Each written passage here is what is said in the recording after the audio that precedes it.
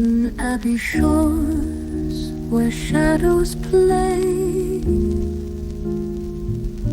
the alley whispers night and day. In abomination, alley's grip, where fear and danger tightly knit. Oh, the alley breathes a tale untold of secrets dark and hearts grown cold. Abbey streets, they'll pull you in to the depths where sin begins. Hello, and welcome to Dire Bear. It's Tuesday night, so of course that means we're playing Abomination Alley, our BRP actual play. I'll be your storyteller for the evening, Jason, and with me as usual will be Sarah playing Vivian, Jeremy playing Salvador, Patrick playing Leo, From the void. Eric playing Michael, and Carr playing Teak. Now, who remembers what we were doing last week? Patrick, go. Well, my computer died literally as we were starting up, so I've seen some emojis of like people setting fire, so but up that until Only a then, little bit. So I assume we at least encountered the vampire den. That's a great idea. Yeah. From now on, when people miss, they have to look at the gifts and stuff posted in the Discord during the session and try to guess what happened. That's a good bit. I like it. Somebody that was here, what happened? That's more or less what happened. Yeah, that's actually Yeah. pretty close. Yeah, That is pretty close to what happened. He left we out the went to the rats, hotel. Some of the folks were charmed, some were not. The penthouse was under reconstruction, and was not actually, I think, under reconstruction. though. It is now, but no, it wasn't. It is now, yeah. I believe we either staked and/or killed 3 vampires. We None of them staked all- Aloysius. We staked all of the vampires that were there, yeah. hmm None of them pre-Colonel Sanders. Colonel Sanders.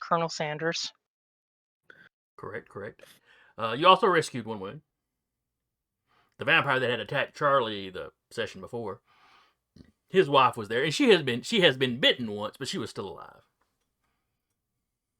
She wasn't a vampire. No. Medical, the EMTs that arrived, they gave her a quick checking over. More than likely, Leo and Charlie would have checked her over as well. And there's just the one bite mark. It took a little while to wake her up. So she might have been in some sort of charmed sleep or something, but... And the police are here now, conveniently at the end of the fighting. They handle crime. Beorn handle monsters. Clearly this was monsters.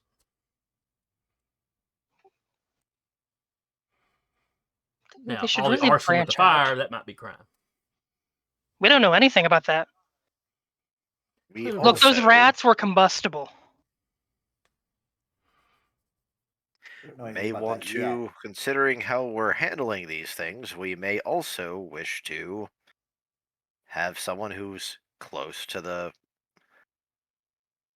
city hall actually say, how about a stipend or some sort of payment, as we seem to be dealing with more monsters than anything else, so... But who do you have that's close to Humans City paying Hall? strange folk? We literally That's have a not guy right. that works for the DA. Yeah, but the mayor That hates him. doesn't. Like, yeah, I was gonna like say. him specifically. Yep. Well, maybe not him specific. Maybe not the mayor hating him, but the mayor's mistress hates him. The mayor's Right, barged into his office and chewed his boss out over stuff Michael's done. Yeah. Still, on his mistress's behalf.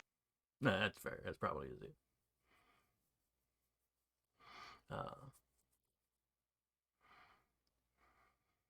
So that's where we pick up.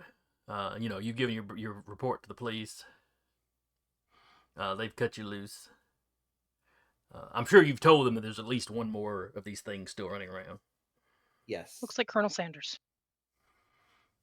Who? All right. Don't worry, guys. You'll get the joke in a few years. All right. So apparently we have one more vampire running around in a colonel's costume or colonel's uniform. No, you're looking for. He told us he was from South Carolina originally, correct? No, Savannah, Georgia. From Savannah, Georgia. So you're looking for a southern man in a white suit. He looks like he owns a plantation. Okay, that they get. I'm trying to see when KFC started using Colonel Sanders. Probably Back when he founded became the a place? Kentucky colonel, because that's when he actually started going by that name.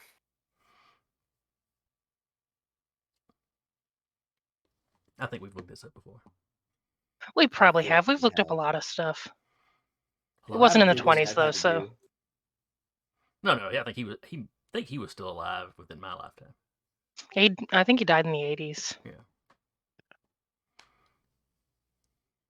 So yeah, it would not have. The joke would have been like a time release delay that Elf just waits and it's like Someone, Oh, everybody some thought that human joke was on dead. some human on their deathbed is just like, oh, I get it now, and then just beep. like a Citizen Kane moment. Yeah. Colonel Sand. All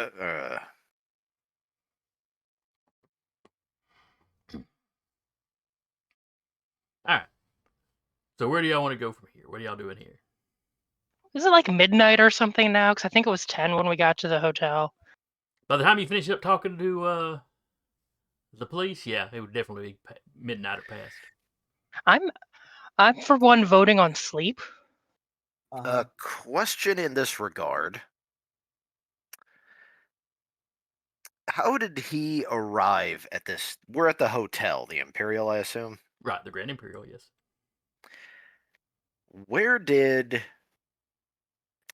How did he arrive at this? Can we investigate that? Oh, you can talk to the front desk guy again. Well, you would know that that guy's been charmed. A little bit, maybe. Does he show as still being under effects? Well, the only thing that y'all found that he was charmed about was if somebody asked about the penthouse floor, he would tell them it's under renovation. It's not available. It's under renovation. Didn't we also ask if there's someone named Aloysius here? Or if we'd seen someone by Aloysius' description and he I think denied so. that? Yeah, he did deny And then the that. elevator guy said he'd seen him around. Right. When you described him, Well, I'll ask like the bellhops or other kind of things like that. Essentially, the people that would load up stuff. Because as a vampire, we'd probably need to see, well, how did he arrive at this place? Did he come in a carriage? Did he, like, someone actually taxi? They brought in a coffin. How did he arrive in town? We had a bunch of boxes or large trunks in the room full of dirt. So refrigerators. we're guessing the large trunks full of dirt is how the vampires got here. So we haven't checked if it's grave dirt. Yeah, you check with the guy at the front desk, and he goes through some of the paperwork. He goes, well, it looks like Mr. Cole checked in. He arrived in the evening, checked in. Seems he had sent his luggage ahead, though. It had arrived earlier in the day.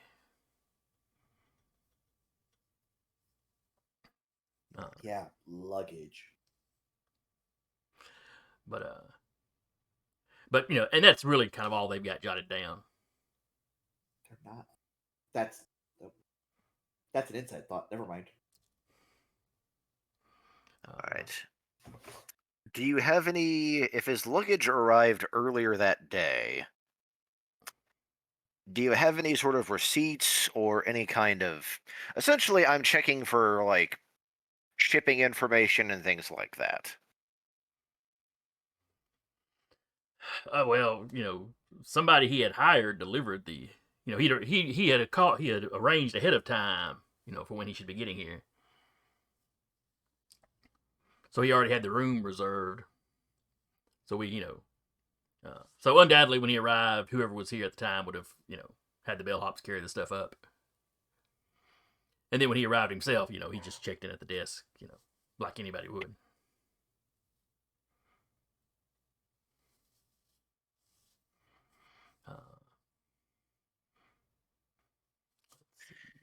Because,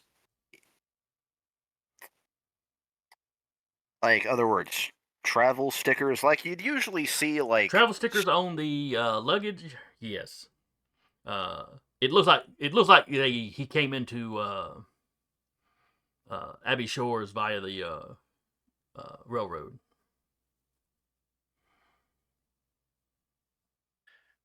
Do we have name of the railroad? Sure. I mean, there are Essentially, I'm trying to. There's a few lines that come through here. Yeah. Keep in mind, Essentially, passenger rail was still very common at this point.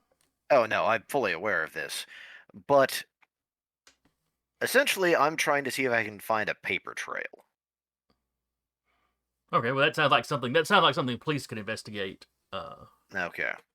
With the go to the actual train station and yeah, probably in the morning. I don't know. Yeah, there's probably somebody at the train station at all hours. Trains would usually run day and night, so. All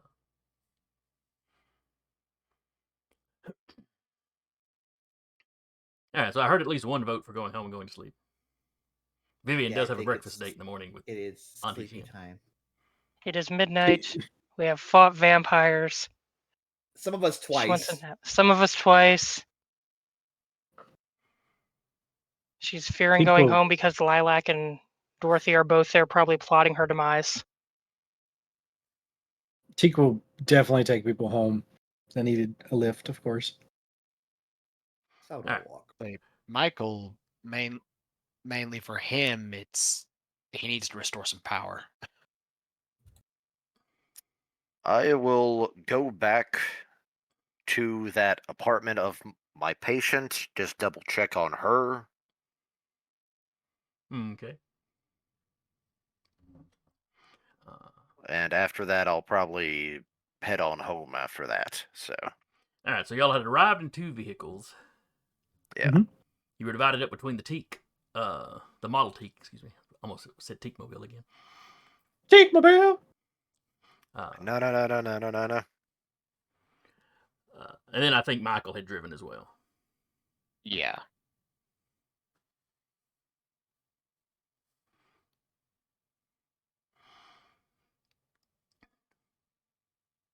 So because he did drive Vivian here, he's gonna take her back to her apartment. Teak will drop people off wherever they want to be dropped off. Okay. He also wants to check in on Dorothy too. It's also why he's going. That's fair. All right, so Teak runs. Let's see. Could probably drop Salvador off at his house or at his apartment first, if you're just trying to be efficient. Then over. Charlie was here as well. Oh, that's true. Was she in her own vehicle or had she driven one of y'all? I think it was just two vehicles that came. Okay.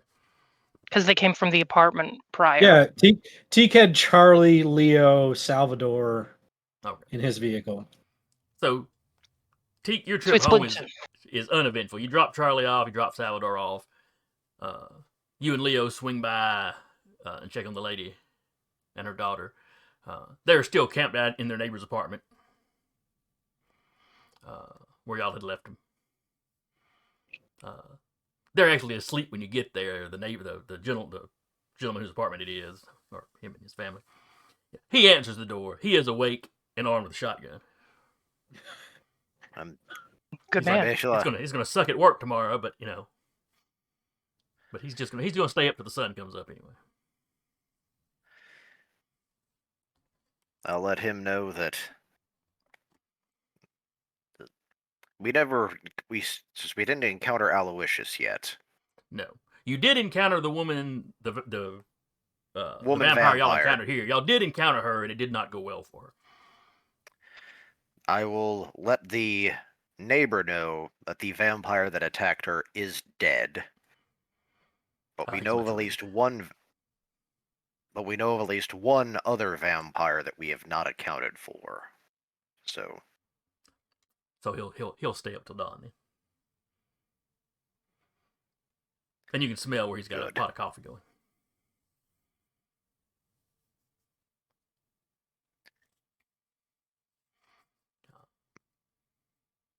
I even asked her, where do you work at tomorrow? I'm asking the neighbor. The neighbor, well, he works. Oh, that's a question. He's a cab driver. I'd do at least recommend some sleep before you go driving. Give this man a doctor's note. Yeah, that's exactly what I'm doing. Doctor of Holistic Medicine. Do we even take these? Look, Funnies, we even take doctor notes, period. I was up all night. Labor rights. On the other hand, if considering everything that's happened, my neighbor was attacked by a vampire, because that's going to be the. Those are real? Oh, I wonder how the. Well, I don't know. I wonder how much the press will hear about the attack at the hotel. That's tomorrow's problem. Will the police actually admit to it or not? Oh, there's a rappy. A surprise rappy. We do have a rappy. Hello. Surprise! I was like, you're not going to take that long, surely. I didn't know, so I don't know the new traffic around my area just yet. Fair like that. That's fair. Oh, you're here. We're happy to have you. There are some spots in Madison where the traffic is just awful. Yeah, because we don't live that far from 72 now. That's one of the spots. Yeah, because we live right off of 31, but closer to the 72 side. So. Yay, traffic. All right, so I don't know how long you were in there. Charlie's been dropped off at home. Salvador's been dropped off. Teak and Leo checked in. Made sure everything was fine with the lady y'all had defended earlier. And then Teak and Leo get home without any issue. Yeah. Okay.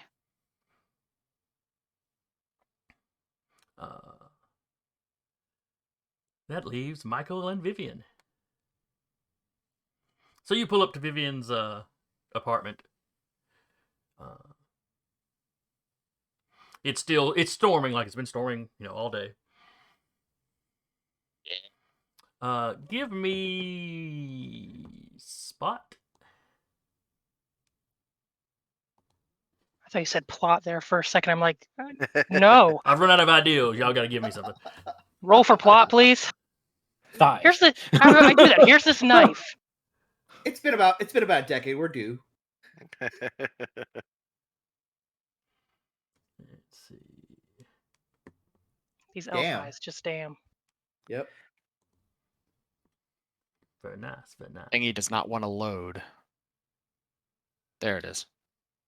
No. Is this for the party or is this just a couple? This is just the two that your party has managed. Will have managed to get home. This is probably happening simultaneously. Now this is over with the Michael Vivian group. All right. The other car.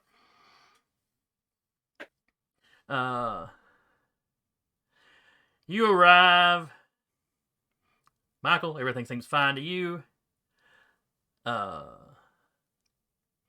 Vivian, the first thing you notice is a busted window. Like on the ground floor? No, higher up than that. In fact, it's your floor. That's your apartment. She is walking in and taking the stairs 2 or 3 at a time. It looks like, yeah, it almost looks like somebody threw a baseball through it. Like not the entire thing is busted out, but it's like this, decent sized hole. Like enough for mist to get through. Oh, definitely. If it couldn't just seep in around the edges. But anybody with success would have noticed that. As you're running up to the steps up, into the building, you notice like you've got the sidewalk, the steps up, and you have these little patches of dirt on either side. Well, grass, there's some bushes, all that kind of thing. As you're running for the steps, you notice something laying over in the grass. What, by chance, is laying over in the grass? A little person. Uh-oh. If this is a little lilac-shaped person. Well, it's little. It's got wings. She is picking up the little person. Is the little person alive? Yes, she's shivering, so she must be alive. She appears to be unconscious. Probably been laying out in the rain for a bit. She's absolutely soaked. One wing is bent a little, doesn't look like it's like broken, but it's definitely like bent a little funny. Like sprained. Something like that. You're not exactly sure how that works with sprite wings. Yeah.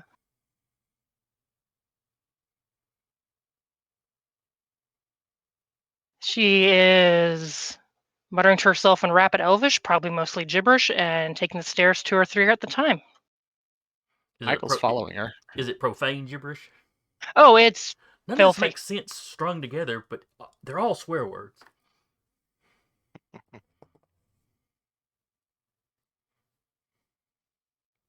There's a lot of talk about somebody's mother and the swift and brutal removal of genitals.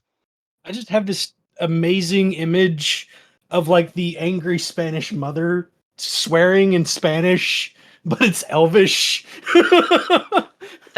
That's pretty accurate. She'll also take a break from Elvish and be like, somebody broke my window.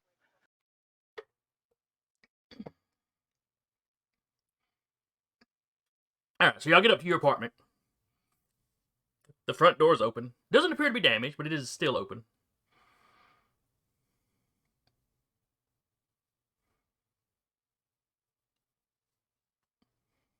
She's going to listen to see if she hears anything in there before calling out.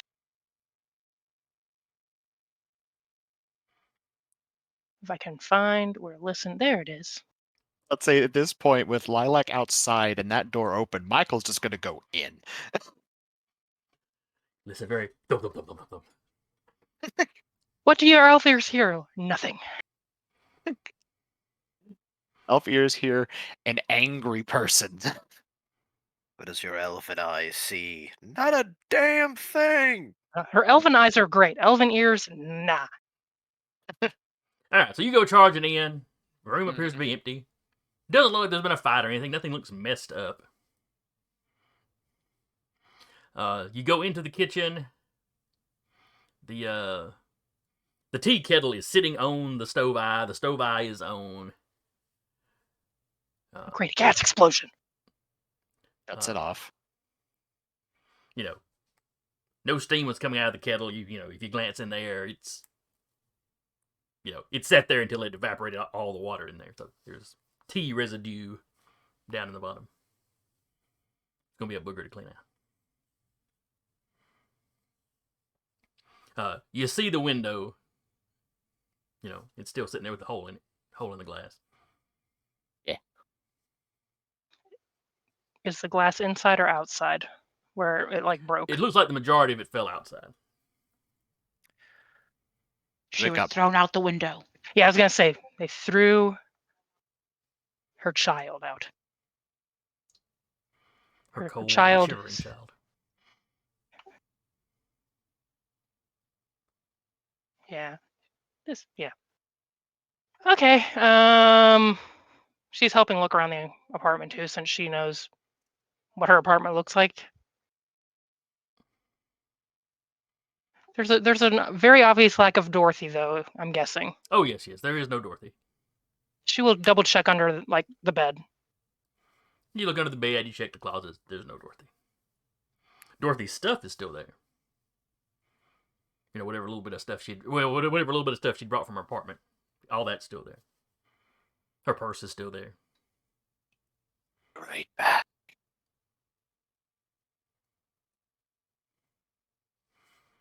He storms downstairs.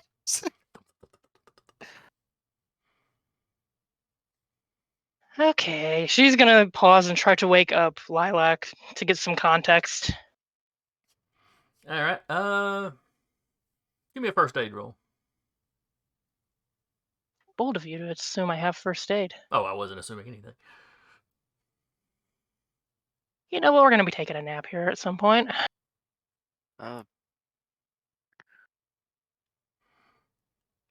So yeah, I mean, you know enough to know. Okay, she's shivering. Clearly, she's Yeah. cold. Clearly, I got to get her in dry clothes and warmed up. You don't know what to do about the wing. And she just finds a warm towel, puts it around her, looks for smelling salts.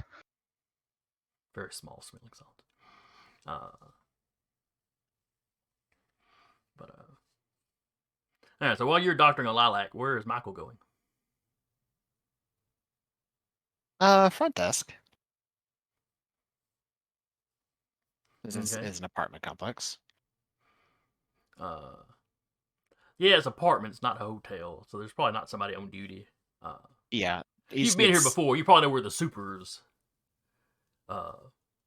apartment is. Yeah, that's pretty much where he's going. Okay. It's midnight.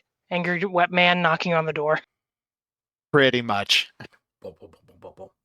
It takes a little bit. I'm coming. And finally, you hear, I'm coming. He cracks open the door, looks out. He's got a baseball bat over one shoulder. What? Sir, Who are you? I'm a friend of one of your residents here, and I need to use a phone to report a kidnapping. Now. Oh. Yeah, come in. Phone's, he takes it to the desk.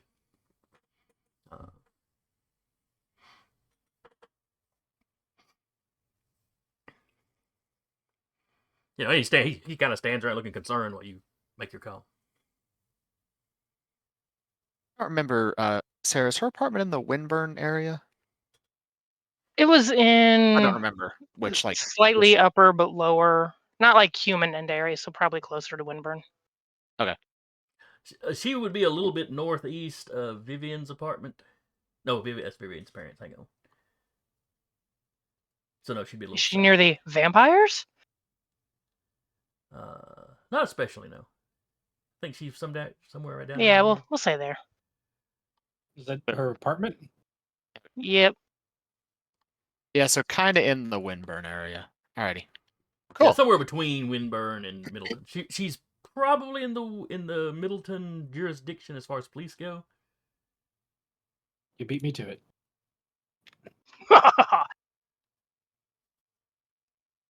Okay.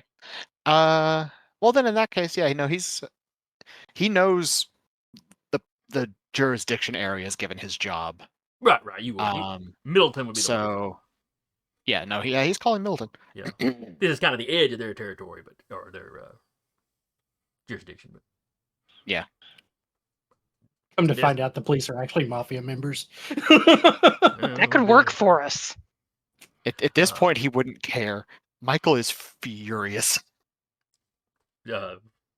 Whoever's manning the phones in the middle of the night picks up. Middleton Police Department. Hello, Sergeant. This is Michael Anderson. I believe I had a few people talk to you previously. Yes.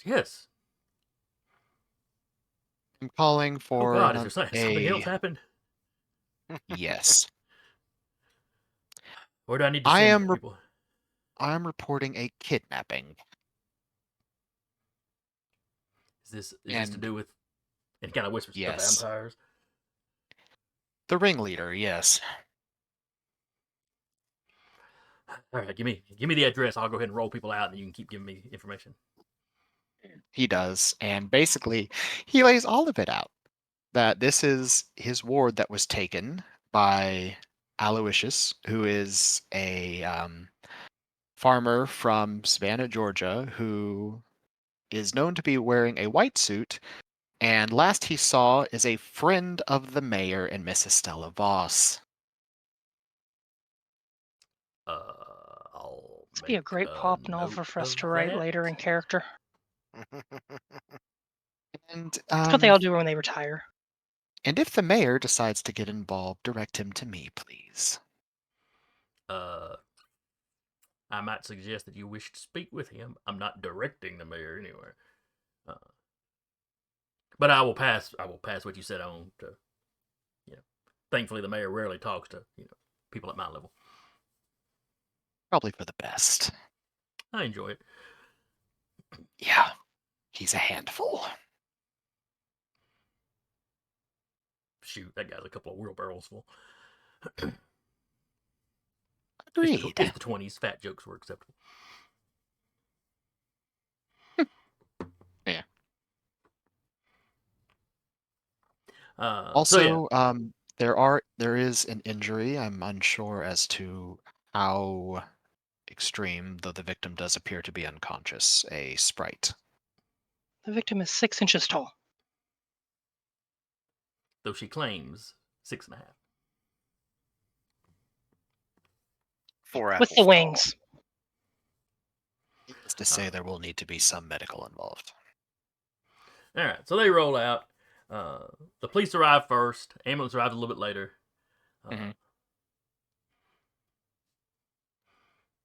Specifically from the hospital Charlie works at. The one that services a good mix of people. So yeah. The one that had a vampire. Yeah. The one that did have a vampire, yeah, you're right. That's true. Not for very long. As soon as he woke up, he got up and left. Without signing out, though, which, terribly His frustrates. insurance is going to get him on that. Yeah, terribly frustrates the paper pushers. But, yeah, so they show up, they check her out.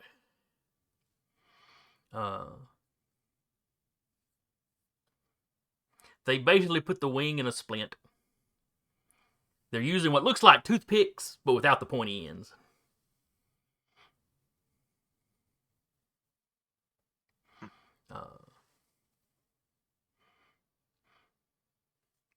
But, and they've got some, like, appropriate smelling salts. They kind of get her roused up.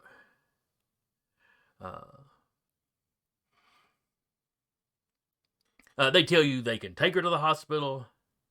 But, she's awake and they're, checking for concussions and stuff. But they tell you sprites are pretty good about, sprites, fairies, what you want to call them, are pretty good about taking falls. The fact that she's Most so of the small. time they land on her helps. feet. And it was only, 3 or 4 stories, If she'd hit the cement of the sidewalk, it would probably been worse. Gruesome. Not as gruesome as a person, probably. I mean, a human, probably. Human-sized person. Then they tell you, the wing should be fine in a day or 2. It doesn't look like it actually broke. And they're asking her questions about, what day is it? What does she, Who's the president that... Which I'd have to look up because I don't remember. Hold on. I don't either. Calvin Coolidge. Thank you. But, and she gets all that right. It doesn't look like she took, it wasn't necessarily a head blow, that she took. But, She'll ask Lilac if she wants to go to the hospital or wherever the heck she's going tonight. No, we need to find Dorothy. Yeah, and puts her up on the shoulder. The medic's like, well, now she probably doesn't need to be too active tonight.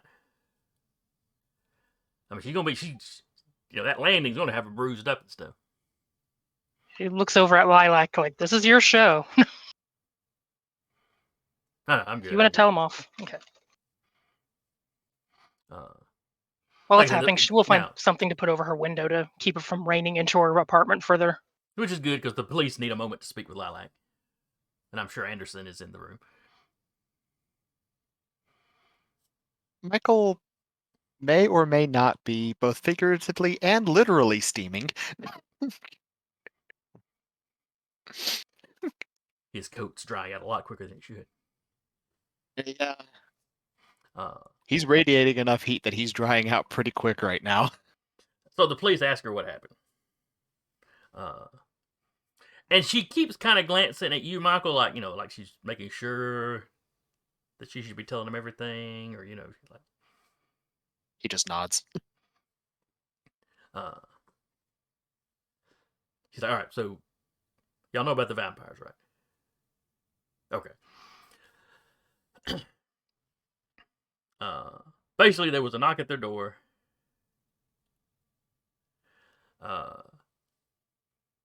She peeked through the key, the eye thing. People. Guy, she describes Aloysius. And she's seen him before, at the club and stuff, so she knows it was Aloysius.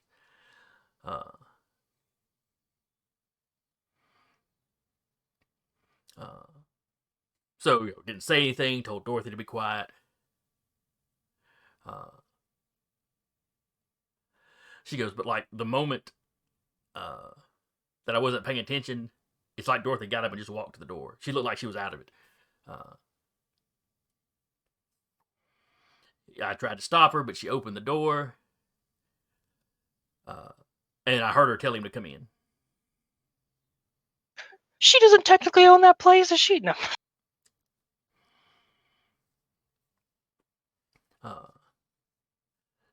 I could tell she was kind of, that she was out of it. I ran over. I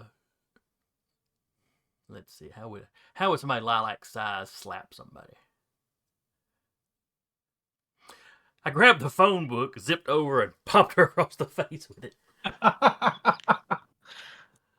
Rolled up the newspaper. Yeah, something. Roll up newspaper would be a good one too. She has experience with newspapers being used, so.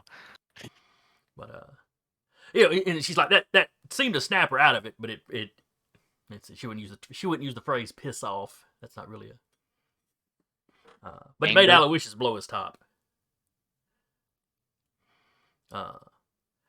She goes, I think I remember him grabbing for me. Which, I assume he must have, and she gestures over to the patched up window. I'm assuming he must have chucked it through the window. Man, he's got to have a good throwing arm.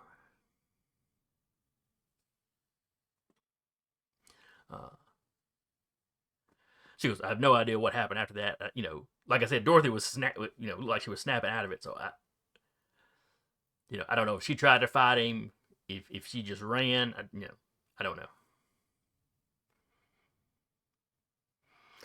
I'm real sorry, Michael.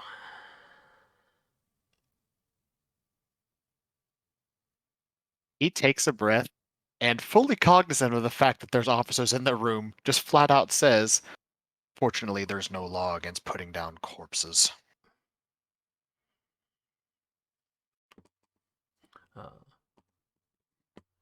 One of the police in the room was like, no, there isn't. Good man. We like this cop. What's his name? Yeah.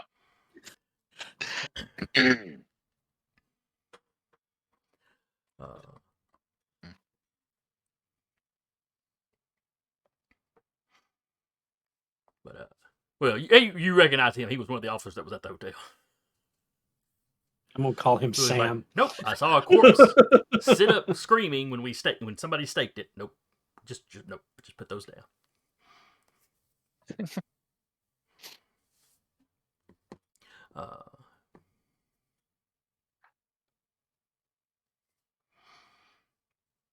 So, they have investors come through and kind of,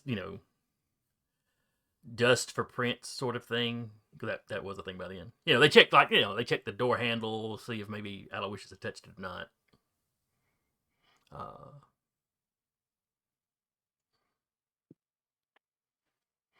But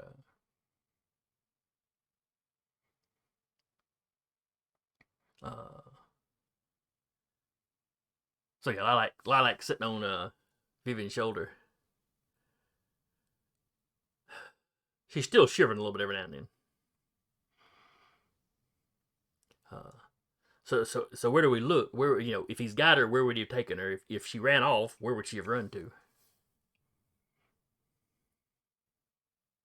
If she ran off, there's a few places she could have gone. I know of several places that her brother, herself, and I used to stay or just use as little hideaways when we were younger. She could have gone back to the office. Could have gone to your house. The places I'm checking first. Outside chance, your sister or brother finds her. Would be the better option.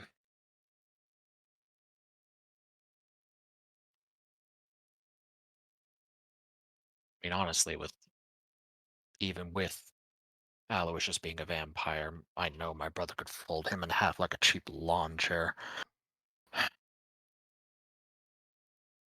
I would consider letting him buy me a drink if he did that. I'm sure he'd love the thought. Like, while he's doing this, he actually, gently picks up Lilac, puts Lilac on his shoulder, where he's currently radiating heat. Like a sauna. She digs that. Yeah. All right, let's go start checking. All right, so what places are y'all going to check? She's going by his office to check there.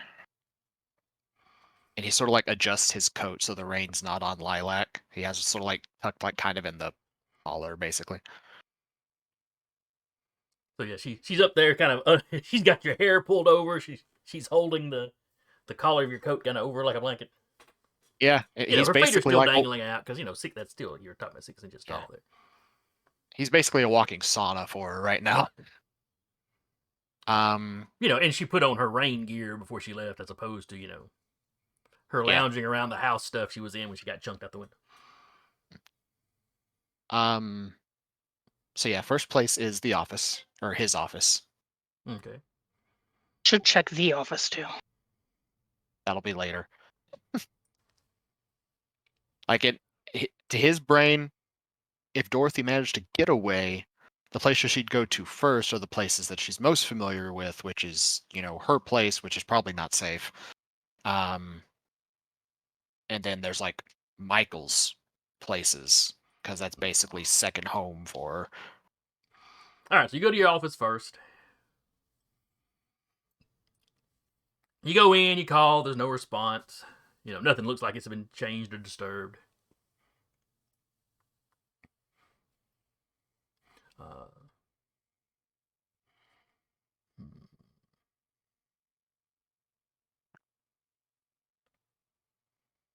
Yeah, I'm gonna. Give me an ideal roll. Just Michael. I'm just gonna roll spot to look around because she would just be looking. Is this normal or? Yeah, go ahead and give me just a normal. Okay.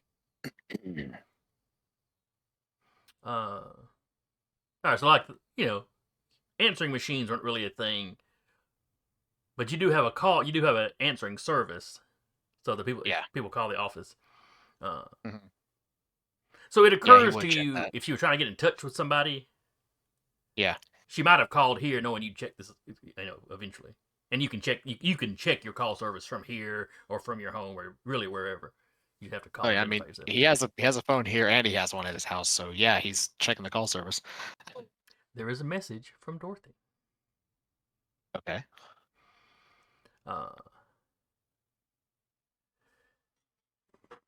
She sounds very upset, as Mhm. one would imagine. Yeah.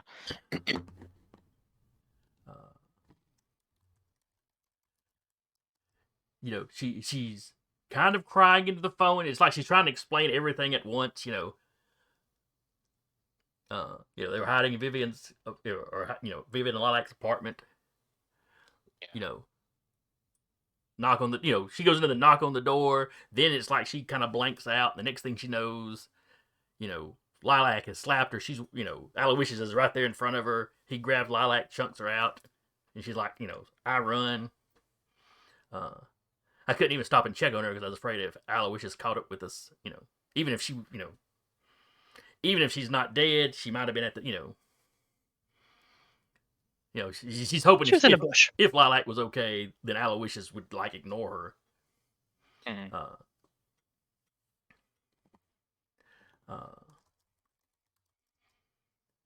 But she managed to get downstairs and flag down a cab.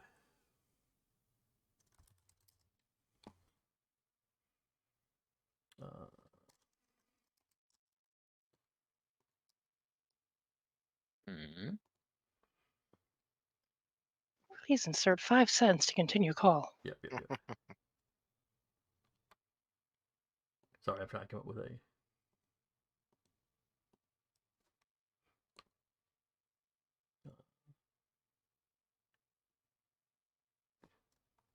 I realize now I had forgotten to name the church, one of the big churches here in town. Man, that would have been a good place to check. Yeah. Oh, let's see. We're so used to being the vampires, we forget to check that. So a place like Abbey Shores, what would be a good saint for their Catholic church to be named after? Well, there's a ton of them, so it really depends on. In terms of regions, it could really be any of them. Saint of Outcasts, maybe? Ooh, who is that? Google search says Marianne Cope. I'll send it to you. I don't think she was born yet, though. Yeah, but that sounded like a fairly recent. No, because Yeah. she was also canonized in 2012. Yeah. So no. She'd have to be mighty Patron old. saint of outcasts, those with leprosy, and people with HIV.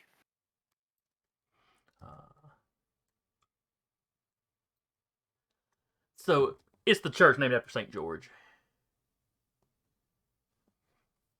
There were dragons involved.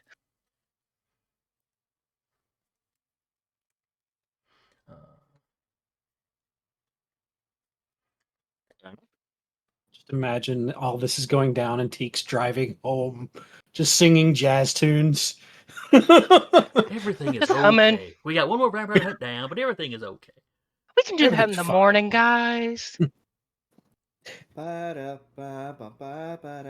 So once the message runs its course, Oh, that's interesting.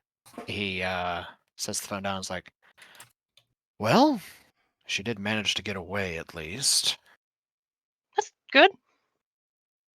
She's at the Church of St. George. And that's one of the So- bigger, Catholic churches in town. Where she said she got a taxi to head towards, so they're next. Very tired. Well, let's go. Yeah, So the church is kind of in the northern, more I'll say, northern when they part get of to of a Middleton. I will say when they do get to the car, there's thermos that he passes to Vivian. It is not tea. It is his brand of coffee. But Oh, tar. Okay. yeah, Yeah, Lala but it takes will one- wake her up. Lala just takes one sniff of it. Whoa, no, you'd have to seriously Irish that up. Or I could try anyway. She takes a sip and makes a face, but takes a sip and passes it back. If the caffeine doesn't wake you up, the taste will. Just your face sucking in on itself. It keeps you awake on long work weeks.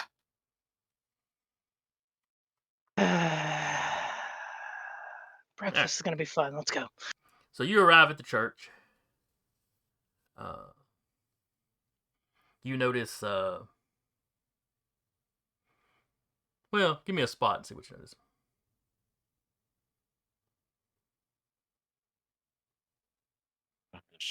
Shuffle pages around. Why do I keep closing my sheet? Yeah, same. Okay. Oh, Vivian notices it. I do again, not. the elven eyes come in clutch. Yeah. It's the coffee. And the 89%. So it's stormy. Meanwhile, me with a 67 is rolling like 90 plus. The church looks very Churchy. yeah, not all that welcoming. Just the way stuff's dark. All the way the street lights cast the shadows and all the storms and there's lightning in the distance. Gothic But, architecture. Yeah, kind of. You also notice like the storm drains. Water is rushing into them. There's a lot of rats coming in and out of the storm drains as well. She points that out. Like they're not doing anything particular, just a lot of movement of rats in and out.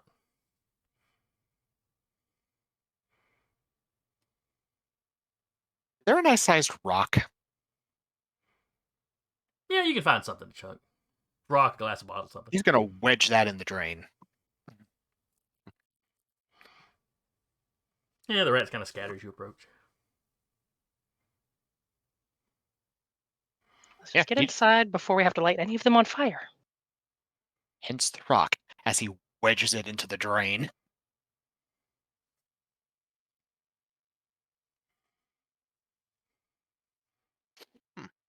Is this going to flood the road later? Maybe. Does he care right now? No. There's multiple drains, so you start heading for the church. As you do, Michael, you hear a voice behind you. She's mine now. You can't have her. Turns around. Well, is it a voice he recognizes? I believe you spoke to Aloysius. Yeah. Oh no, you said something to him as you ran by, and he just laughed at you. Yep. But southern voice. Southern accent, yeah. Only when you spin around, there's just one large rat sitting there on the ground looking at you. Got a Doug Dimmadome hat. And Vivian, all you notice is that Michael stops walking and turns around. And when you look back, you see the big rat too. But you didn't hear the voice. Yes, it's a very interesting rat. Let's go. Come on.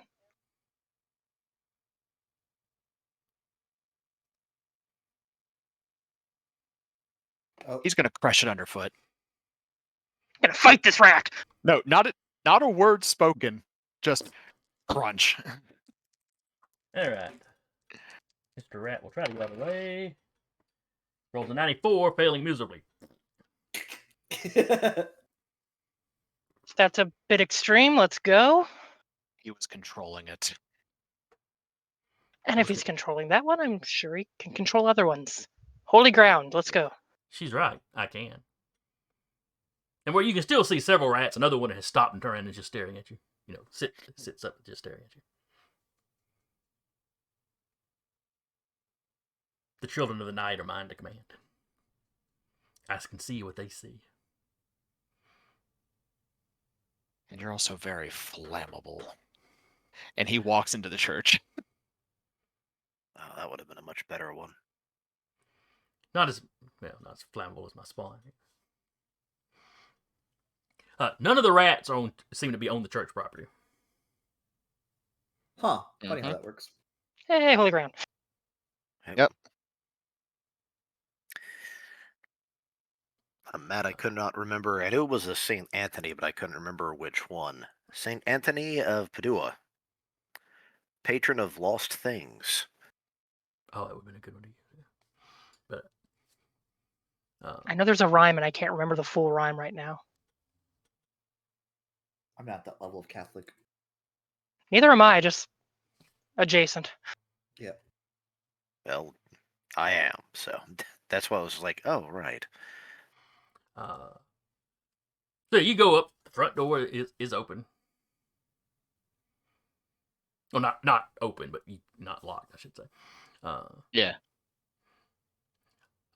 As soon as you step in, there is a some member of the clergy there. Can I help you? Looking for my ward, who, to the best of my knowledge, has taken shelter here from the undead leech outside. You would be Mr. Anderson. Yes, Dorothy mentioned you. Is she still here by chance? Oh, yes. Fantastic. He lets y'all in, and he opens the door, he glances at, like he's scanning the streets. Keep an eye out for rats. He's apparently controlling them out there right now. Yes, we've seen the rats moving around very oddly out in the street. Yeah, he used them to talk.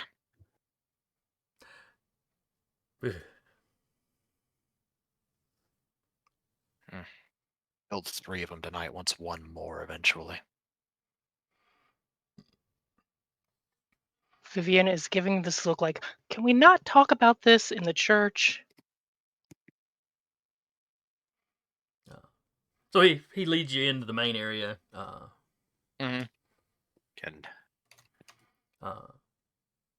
You see Dorothy sitting down there. There's a priest sitting next to her. Don't forget you might need backup. Michael, he's just...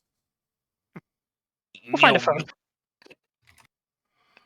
The church does have a phone. That is where she called from. Yeah, he's zooming over to Dorothy. She jumps up and hugs you. She's real happy to see Lilac. Mm-hmm. She starts crying again. She's apologizing for leaving Lilac behind like that. But she didn't want to draw Aloysius' attention. And she's really tore up about the fact that she opened the door for him.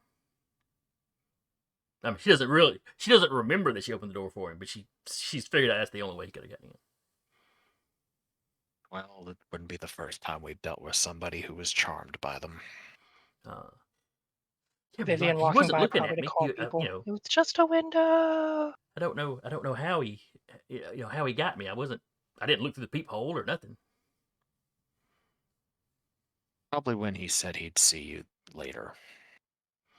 Maybe. She kind of unconsciously reached up and rubs, where she had the hickey that, you realize now, or realized a while back, was actually a vampire bite.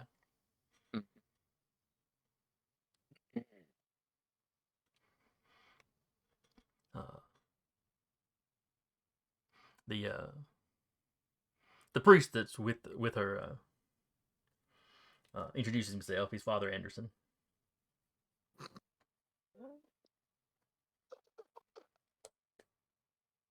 Mr. Anderson, Father Anderson. That's what I was about to say. It's like that Anderson of. is a very common surname. I was literally just thinking about Louis Anderson for some reason. Oh. My brain went to Mr. Anderson from Helsing. Yeah.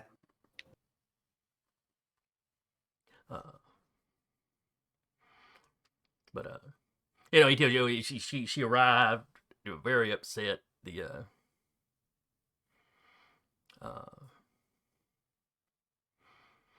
cab driver, walked her in.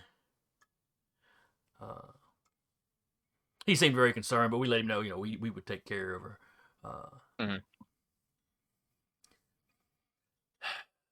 Her story was a little fantastic, even with all the oddness that's been going on lately in the city.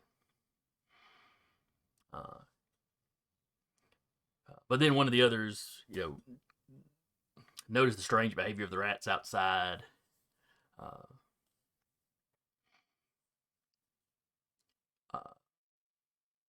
And we saw a man dressed in white standing across the road, looking at the church. That matched the description she was giving us. She asked to use the phone. We overheard the message she left. We weren't really sure what to do. We were afraid if we called the police, that we'd just be putting them in danger. He goes, I know the mythology of vampires, but I never knew they were actually real. Though I suppose the fact that they got brought up while I was going through my training should have been a hint.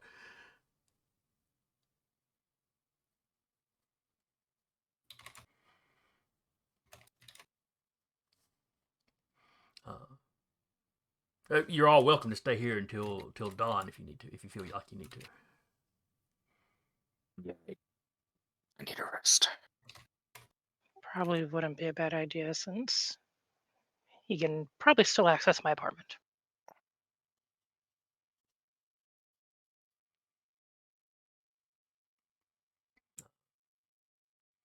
So, they'll basically make pallets for you somewhere.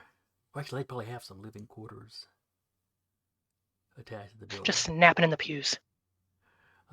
Actually, would, depending on how big the actual grounds are.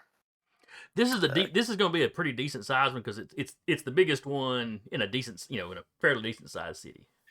Okay, yeah, there will be rooms on site. Okay. They'll probably have rooms in like the base, like the lower levels. So they take y'all to a couple of rooms. Basically, they'll let Vivian and Dorothy share. It would be terribly improper to let Michael in there. Slumber party. Closes the door. And they pick one that there's no windows or anything. You notice they have given Dorothy a crucifix to wear. Handy. They had a few laying around. As one does. Just a few.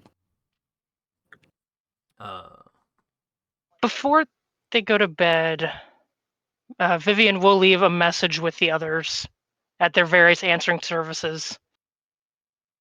Since it's now probably 1-2 o'clock in the morning, she's just going to leave the message, assuming they're not going to be awake. Well, more than likely, I don't know how many of you would have messaging services, but for sure, the Beorn would have one. Tied to your office phone or whatever. So yeah, well, with the landlady probably wouldn't be awake. She wouldn't be awake. She might have an answering service. Just for the entire apartment complex, so they have to like Rolodex through the right one. Who's landlady? Either way, whichever. What is her name? The fairy with the rolling pin. Auntie Jin. No. No. She's an elf. Not Auntie Jin. Penrose. Myrtle. Myrtle, yeah. Myrtle Penrose.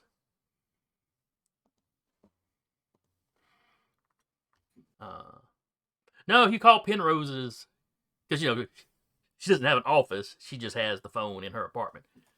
Yep. So if you call there, you'd wake her up eventually. If it rings like a couple times and no one picks up, she's just gonna let it go. She'll leave a message at the Beorn office. Okay. All right. Well, your night in the church passes uneventfully. Okay. How much time, perchance, was it? How many hours? Let's see. Did you slept? Yeah. All right, we said it was probably about 2 o'clock by the time y'all went to bed. Mm-hmm.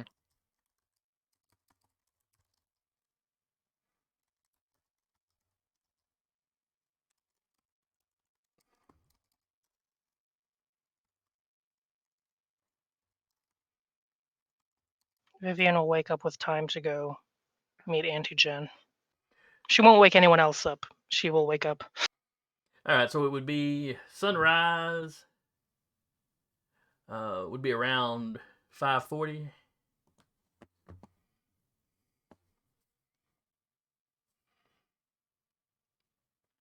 So we'd probably be safe. Sun would be good enough by 6 o'clock. Mm.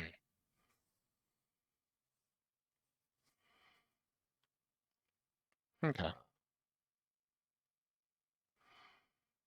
Gives me a few more PowerPoints. Okay. So a very sleepy priest comes and wakes y'all up once the sun's up. Mm. Not that they're rushing you away or anything, but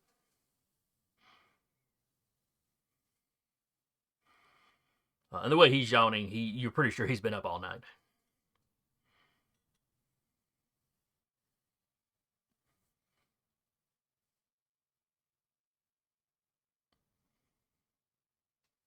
I'm gonna go get something that doesn't look like I slept in it and go meet Auntie Jen. Be careful. Don't The, know the, if the vampire will follow you. the It's priest offers daylight. to call you a cab. I would deeply appreciate that. Thank you. Oh, of course, of course.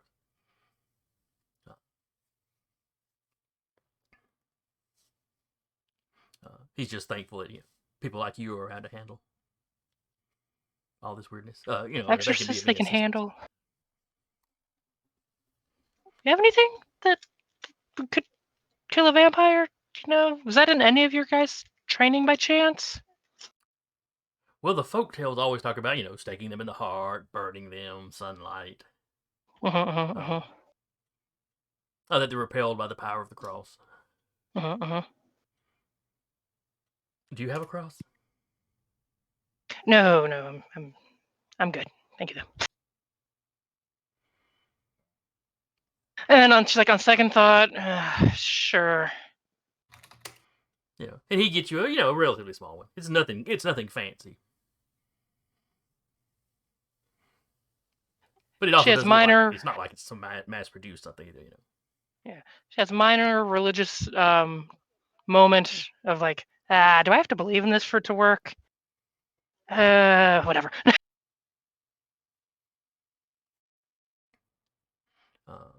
The equivalent of how do you turn this thing on? And then hops a cab home, changes, and onward to Auntie Jen, but can skip around that. Yeah. So he calls a cab. There are still a lot of rats in the street, hiding up under trash or hiding around trash cans or up under cars. One of the priests walks you down to the cab, which gets a weird look from the cab driver, because the priest has got one of the big crosses in his hand.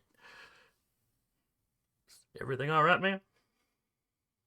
It's been a really weird night. I'm sure at some point the papers will tell a better story than I can.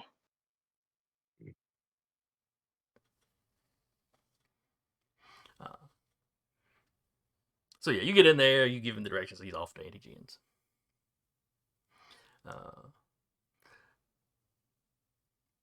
The rest of you, not involved with the church, what are y'all doing early in the morning?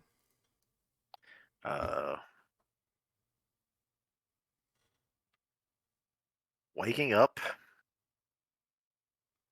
and trying to remember how many PowerPoints would I be getting back? You get 1 PowerPoint per hour if you're asleep, and you get 1 every 2 hours if you're doing very light, non-strenuous activity. Okay. I am back up to full then. Yeah. So yeah, sleeping the rest of back to y'all, full. people not at the church would have probably gotten a full 6 hours. Yep. Yeah, lucky I say bastards. full. It's not really a full night's sleep, but Yeah. Close enough. Salvador gets up, goes to his favorite diner to get breakfast. I have to ask the question, what day of the week is it? It was a Tuesday. Can't be fighting vampires on a Wednesday. Can never remember what we said the last game. Well, it's been the same day for a few Yeah, few I know. sessions now. I thought we said it was like a Wednesday or a Thursday when all this was happening. I think it was a Wednesday. I think the breakfast with Auntie Jen was supposed to be on a Thursday. Well, if it's a Thursday, then Teak will be going to work again. Poor Teak. Mm-hmm. Teak, the only one with a with a day job. I mean, Outside of Michael. kinda. Yeah. I mean, yeah, there's Charlie. there's does a Charlie, hell of a job. but like I think you rotate between nights and days though, because Oh, doctor's yeah. office. Well, yeah, but there are some days where Charlie does work days. That's true.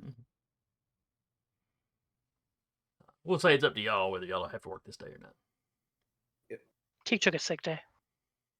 Or, you know, you're in the middle of a vampire hunt. Maybe you call in with Beorn business. Boss? The supernatural's acting up again, boss. I got a case of the heebie-jeebies. Tika's probably the only character that would not do that. Supernatural always has to pop up when you got to get in them trucks, huh?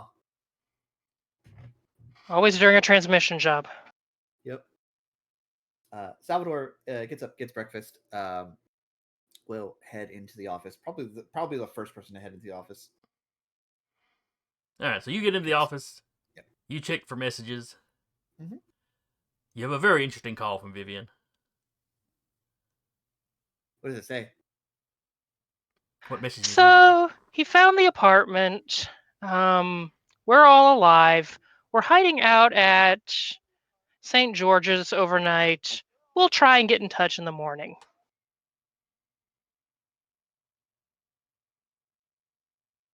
This was from St. George's. Mhm. Do they have return numbers on these call things? No, because You you're might talking be able about to call the You'd operator. have a phone book. But yes, the phone book, you would be able to find St. George's without any trouble. Okay, I'll Yeah. just do that real quick and You know, Flip through- it's the flip biggest through, church in the city. It's going to have a phone. flip through the like 5-year-old phone book. You probably have. It's originally Mickey's. Yeah. Luckily, the church has been here longer than 5 years, so you're good.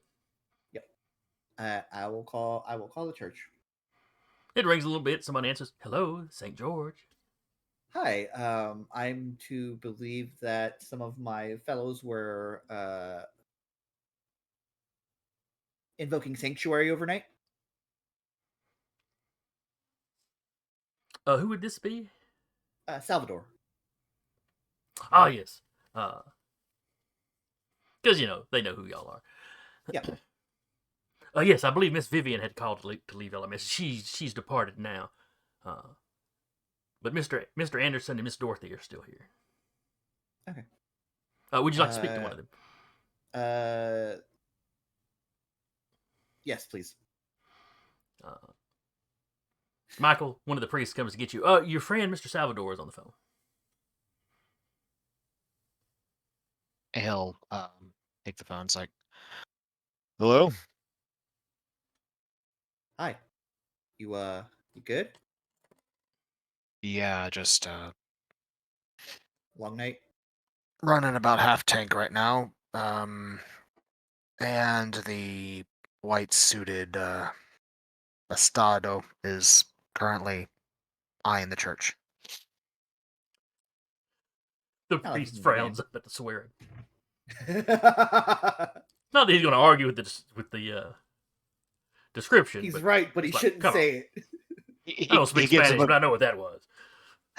he gives him a apologetic look and just literally on the phone. I shouldn't have said that in a church. Yeah, well.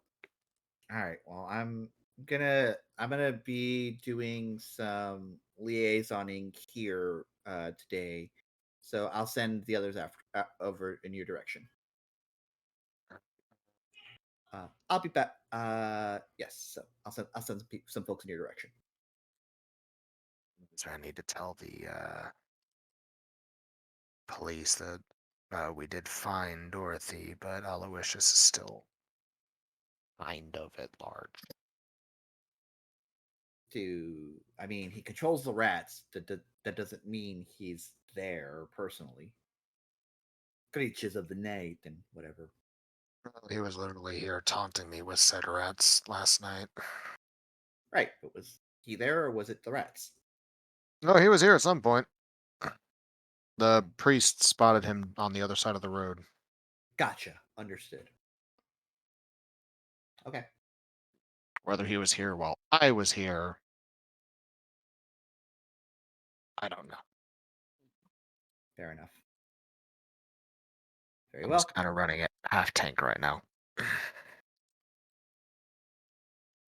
Alrighty. Well, I should let you go. You definitely need to recover. Yeah. Try something that's not that weird thermos you have. Which one? The you know the one. I have multiple. Which one? I just imagine he kept Deke's flask. Deke's like, Actually, Son of a bitch. what the? Never All I'm trust a saying he liar. is hasn't drank drink out some of it, but it is on him. drink water. Yeah, I should do that. Probably get some for Dorothy too. Yeah. I don't know if. Do you want to talk to Dorothy? Do I want to talk to Dorothy? Is Yeah. does she I don't want know to if she's talk to awake right now, but if she is, couldn't hurt to have some more friendly voices. Sure, if she's awake. He'll, cover the receiver and ask if Dorothy's awake. Yeah, she is. Lilac's still in there with her.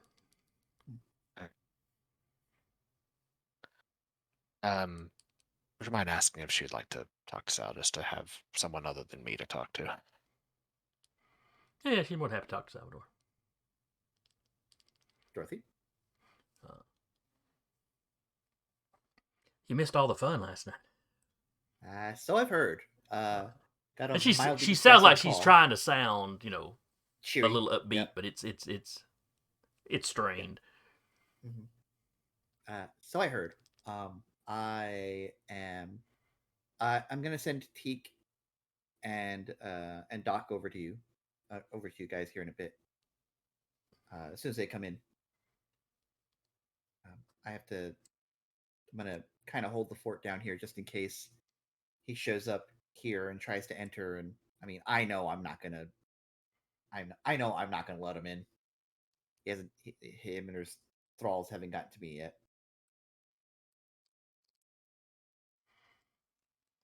But kind of if he comes in here, we're kind of. I didn't think I was going to let him in. I don't even remember him asking me to or telling me to or whatever. Yeah. I'm truly sorry that you're going through this, but He it'll seemed be a like fun a nice story guy. to tell at some point. Yeah, well, it's always the nicest guys, right?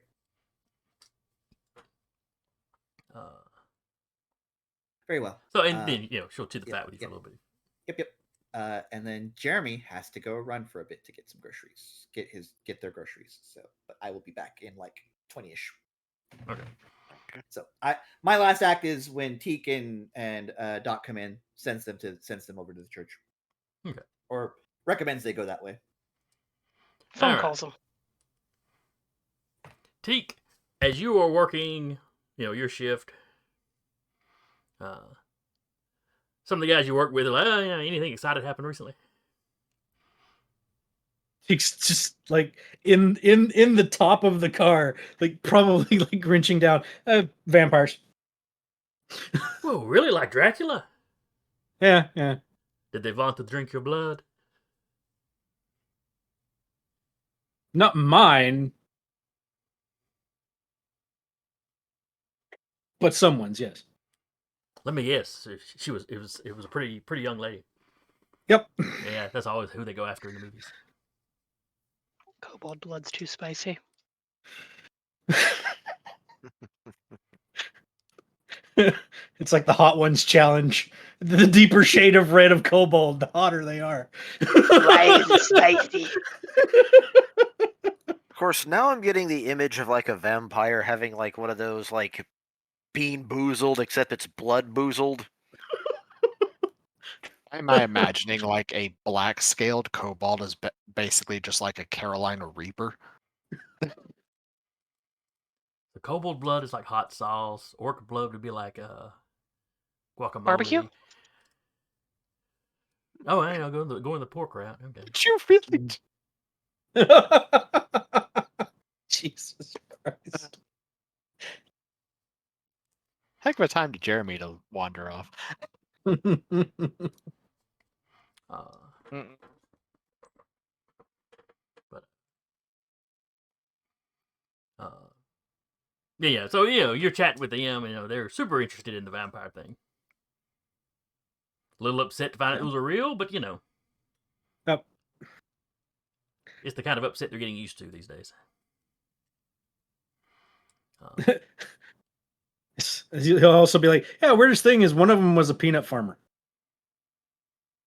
Why would vampires farm peanuts? It's my question.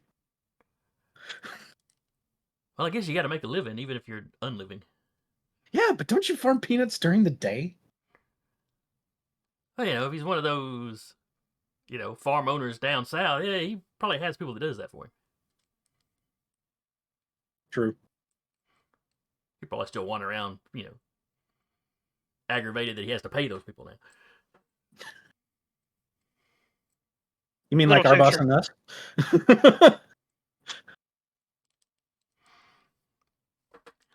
Then from across the garage, you hear somebody rather loudly take the Lord's name in vain. Oh, sweet Jesus. He pokes around. He had picked up a box and a huge rat came running out.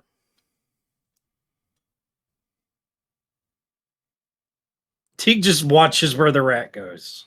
Up under a desk. Peeks out, looking straight at you, Teak, and then back into the shadow. If he sees that, he'll just... and then he'll walk over to the desk. Okay. Does he see it? You can get down and look. Yep. Yeah, you look down. It's backed up under the desk. Doubt this is going to work. Nope, with a fumble too. Ha! He just tries to hit it with a wrench. Get on, get. You wind up bumping your arm on the desk. You don't quite get it. It runs out. More of the guys are yelling and throwing stuff at it. Teak will just follow it. Eventually, it makes it over to another thing of boxes, and when you dig through the boxes, there's a crack in the wall. Teak will just go back to the vehicle he's working on. Boss comes out and wants to know what the commotion was. They talk about, a big rat. So, it's weird. We don't usually get a lot of those in a garage. It's not a lot to attract them. Blame the vampires. He just starts wrenching on a bolt. Is that what the thing at the hotel was about? Part of it. The paper mentioned it, but they didn't seem to know what had gone on, only that you guys were involved. Lots of rats, let's just say that. I see. Shortly thereafter, the boss leaves, and when he comes back, 40 minutes later, he's setting out a bunch of big rat traps. He goes to the store to buy rat traps. Just those catch and release traps size for feral cats. In the 20s? No.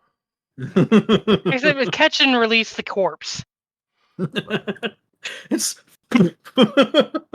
just a shotgun with a string. Leo. Amir? Okay. Yes. I've been paying attention. Just waiting for that. So, are you going into your office this morning, or are you going straight to the Beorn office?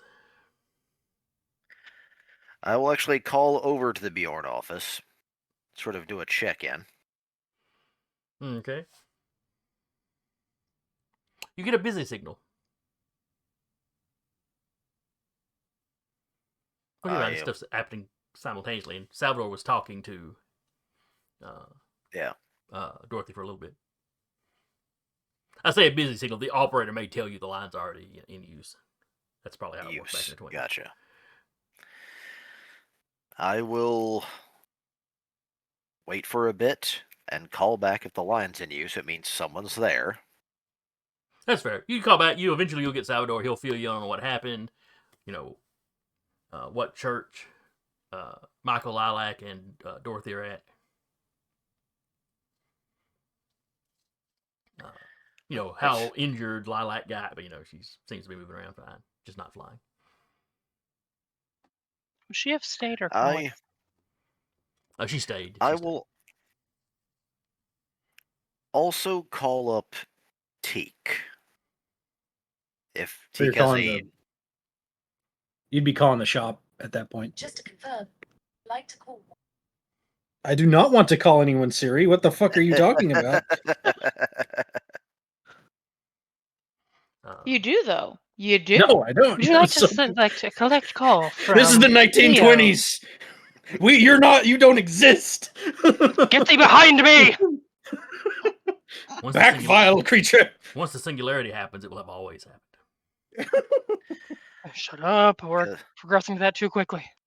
I call the shop and also tell him to bring some additional tools with him. I'll basically give him the update. All right. So and Teak, at some point somebody's like, "Hey Teak, call for you."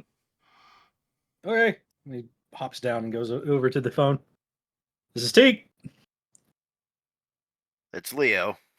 I just got in Leo. touch with Salvador.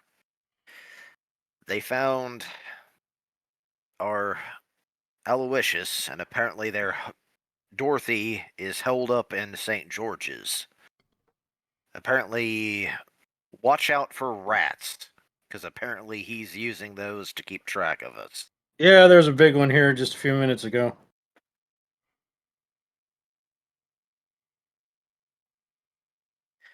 And if Tried to hit him with using, the wrench, it didn't work. If he's using the rats, more than likely he's sheltering in the sewers. But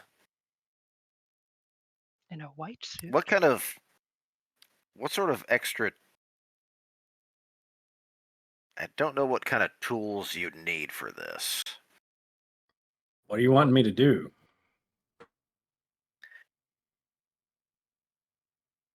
And I give him some dimensions. Basically just like a rod with a sort of a cup on the end of it where screws can go into. Okay. What are you going for here? This would be the equivalent of what would someone call a rifle grenade, where you would fire a blank, and then the thing you basically put the where you put the rod in the rifle and then you fire Yes. that? Correct. Essentially, the reason why I'm bringing this up is, as I had this thought, could we put a stake on the end of that? It would probably be difficult to fire, as to, like aim properly. But yeah, it seems like that's something you could probably do. Didn't they do that with? Didn't they turn an M1 Garand into a mortar with that?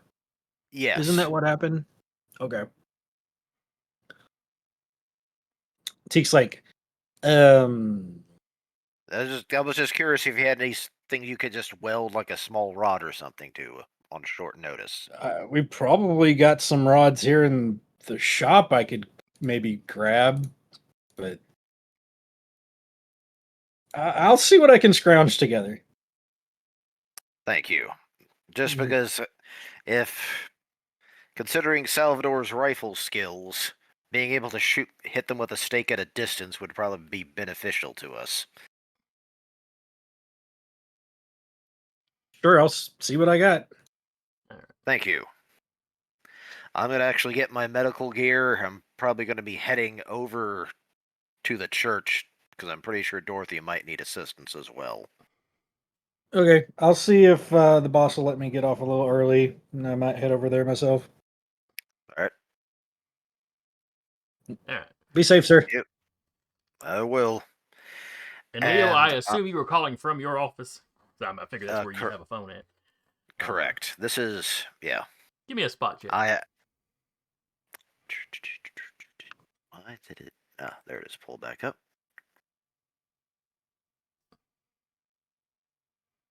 No.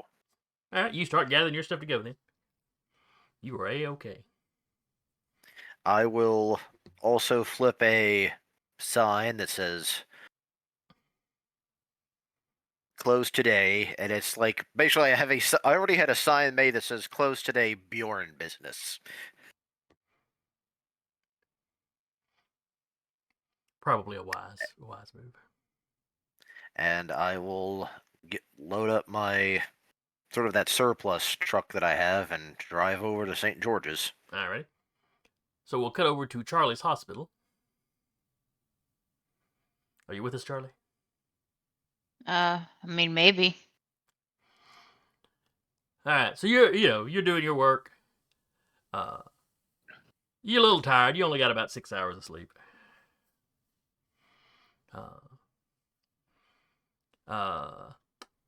The police have contacted the hospital. They have found your missing body.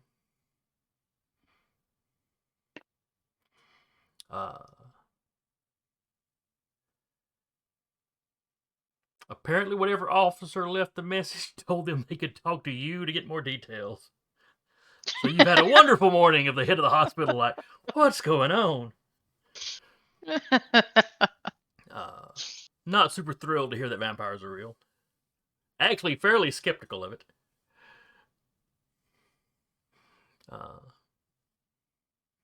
But not gonna try to call you out or anything because,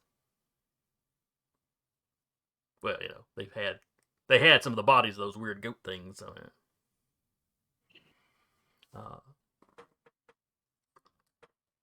but your rounds with the patients go about like normal. Though at one point when you're passing the nurse's station, there's a lot of very hushed, quick whispering.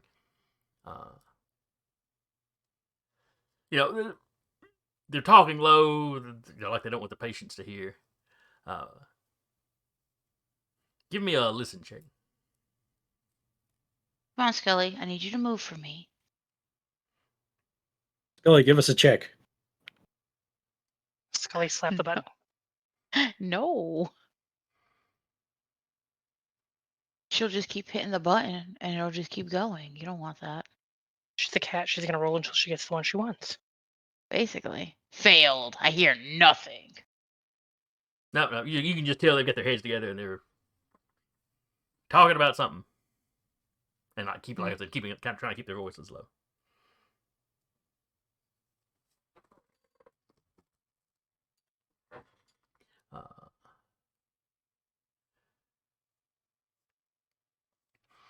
Later in the day, you hear some patients complaining, claiming they saw a rat.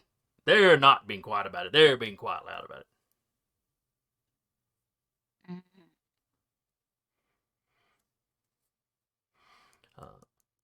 And it's not a ton of them, but it's more than one.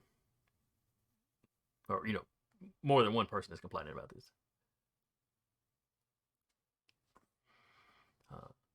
And by the end of the day, you see the janitorial staff running around, like putting out extra rat poison, putting out extra traps.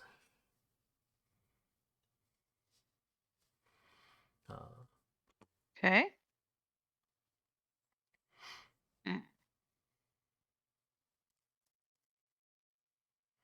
Do I see any rat? Yeah, give me a spot check.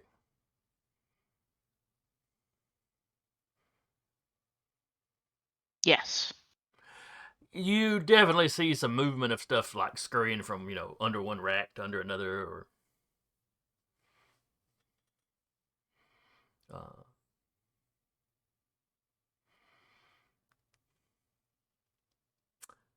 And do I notice the rat moving wherever I'm going to? it did seem to be moving the same direction as you. Like you're noticing a fair amount of the movement around you.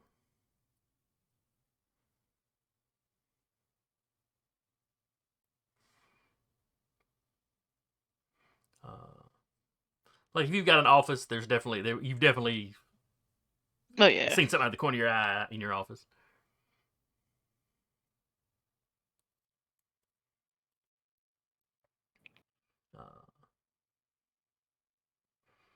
Well, Charlie would know kind of about maybe knowing if vampires would control rats if they wanted.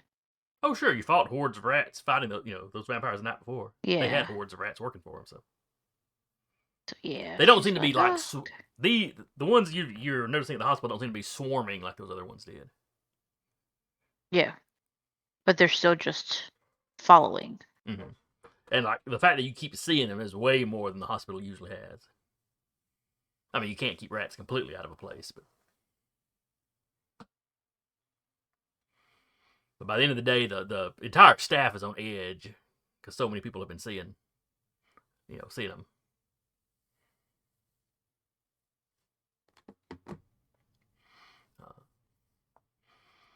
And like even the patients haven't noticed them. Notice how tense the staff is. So everybody in the hospital is just tense right Yeah. now. Okay. And while it's not storming outside anymore, it's still a very rainy day.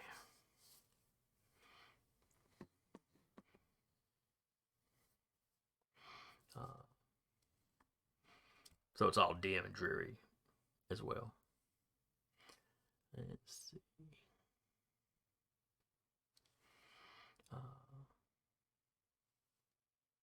Okay.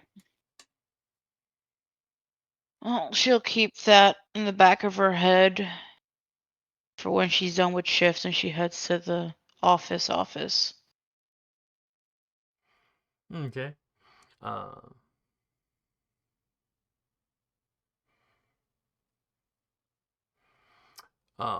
One man you check on right before he leaves.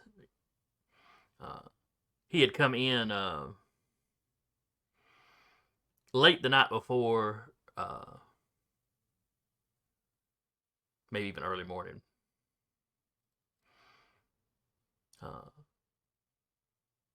And he wasn't feeling right. They checked him in. They checked him over.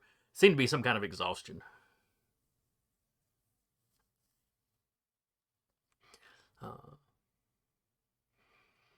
I guess Charlie will be checking to see if he has any weird bites on him. You get him to, you get him to kind of take his shirt off or open up his shirt. You've got like the stethoscope out because this is he got checked in the night before, so they're about to check him out. Yeah, it was just some exhaustion. You don't notice any bites, but you do notice he's got scratches on one of his shoulders.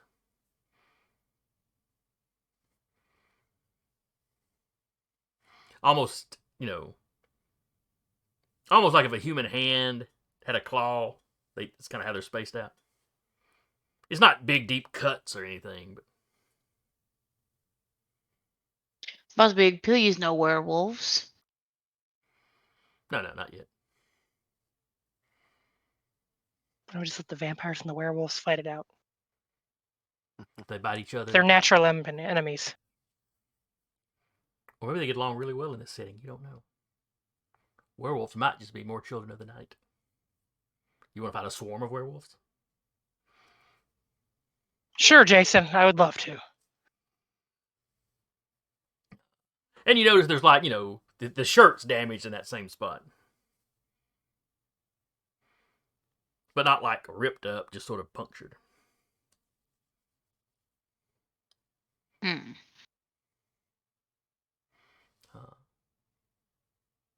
She's gonna ask, does he remember where he got these scratches from? And he kind of turns his head. He can't really. He can kind of see one of the scratches maybe, but not the whole. Oh no, I don't know. I must have scratched myself. Holy crap! Did it go through the shirt too? Yes, it did. No, I don't. I don't know. I just woke up. I fell asleep in my cab and.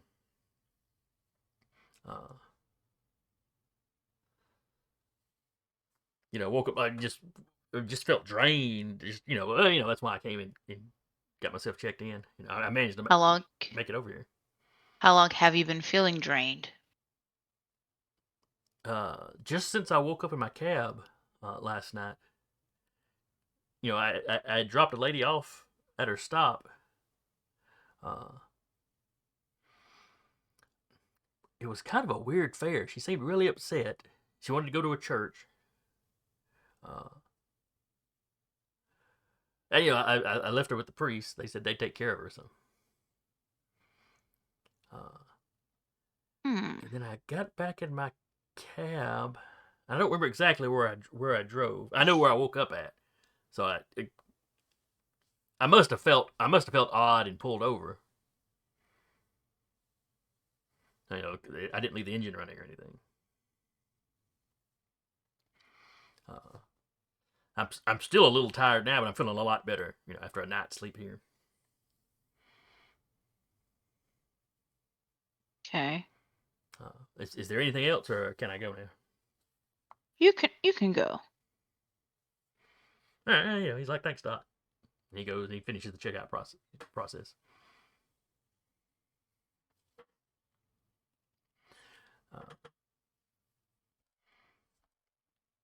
Vivian, do you remember what time you were supposed to be meeting Auntie Jen? I think we agreed like 7, 8 o'clock. All right, and you were awake about 6:40. So you might be stopping to change clothes. You might be a few minutes late, nothing too drastic. Sure, when she explains it, Auntie Jen will be okay. The housekeeper answers the door. Ah, Miss Vivian, we were starting to worry about you. My apologies. It's been a very interesting night. You hear Auntie Jen from, in the kitchen, or in the breakfast nook.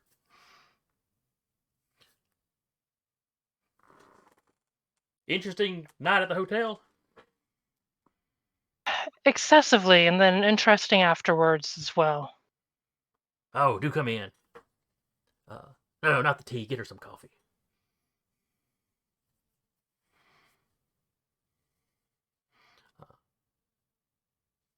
What was it you were dealing with? Oh, vampires. Huh. Yeah. That's the last thing the city needs. It's on a high list of the last thing the city needs. I didn't realize any of those things had made it over the Atlantic, though I suppose it was bound to happen eventually. Advent of ships with, I guess, sunlight-tight spaces. Mm-hmm. And the ability to just ship, Freight. Yeah, large crates and stuff. Yes. I've never had any encounter with the things, but my father had some stories before he came to the colonies. Anything interesting that we could use by chance?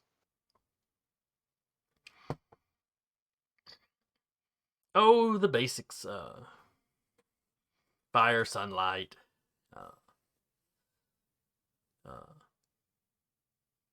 The Crosses, stakes. Oh yes, well, the death rune.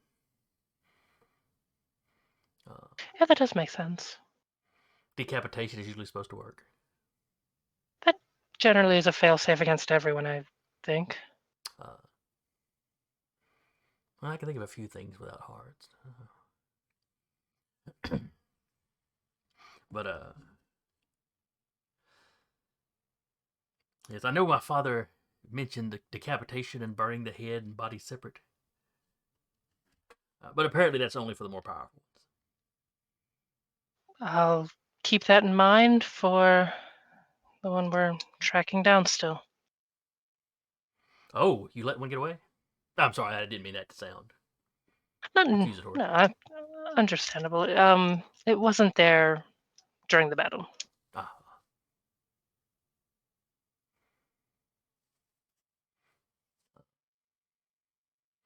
All of you are okay, I hope. Yes, all of us are all in one piece still. I can't remember. Did Vivian take any damage? Not Like, did she anything. look beat up at all? Not Probably anything gruesome, and she would have definitely done the makeup real quick to not look like she got 2 hours of sleep and fought a vampire about 8 hours ago. Okay. Crap, I was about to say something. But, crap, what was it I was about to bring up? She would ask probably about the coin and that, and she'd give Auntie Jen the general rundown of what all went on with the church and Dorothy and all that. Well, she's glad Dorothy's all right. She seemed like a nice young lady at the New Year's party. She's very earnest and definitely wants to help everyone, which may or may not get her in trouble, but here's hoping it does not. Yeah, it seems like it already has, but hopefully she can get out of it. Hopefully she makes better choices in the future, but that'll be something to discuss after all of this. So you're here for your coin. Find out anything interesting about it? A limited amount. Someone is experimenting with the runes and using other forms, trying to use other forms of magic along with them.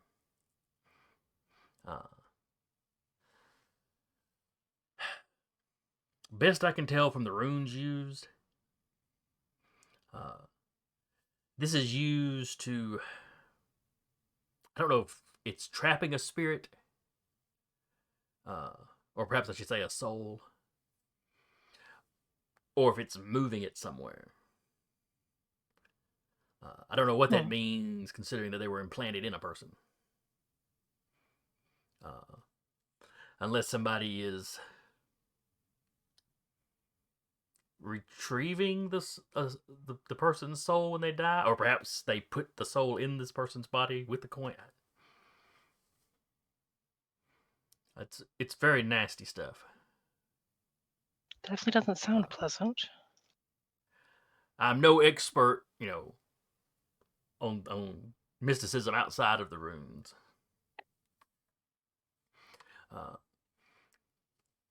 But it's got a sort of necromantic feel to it.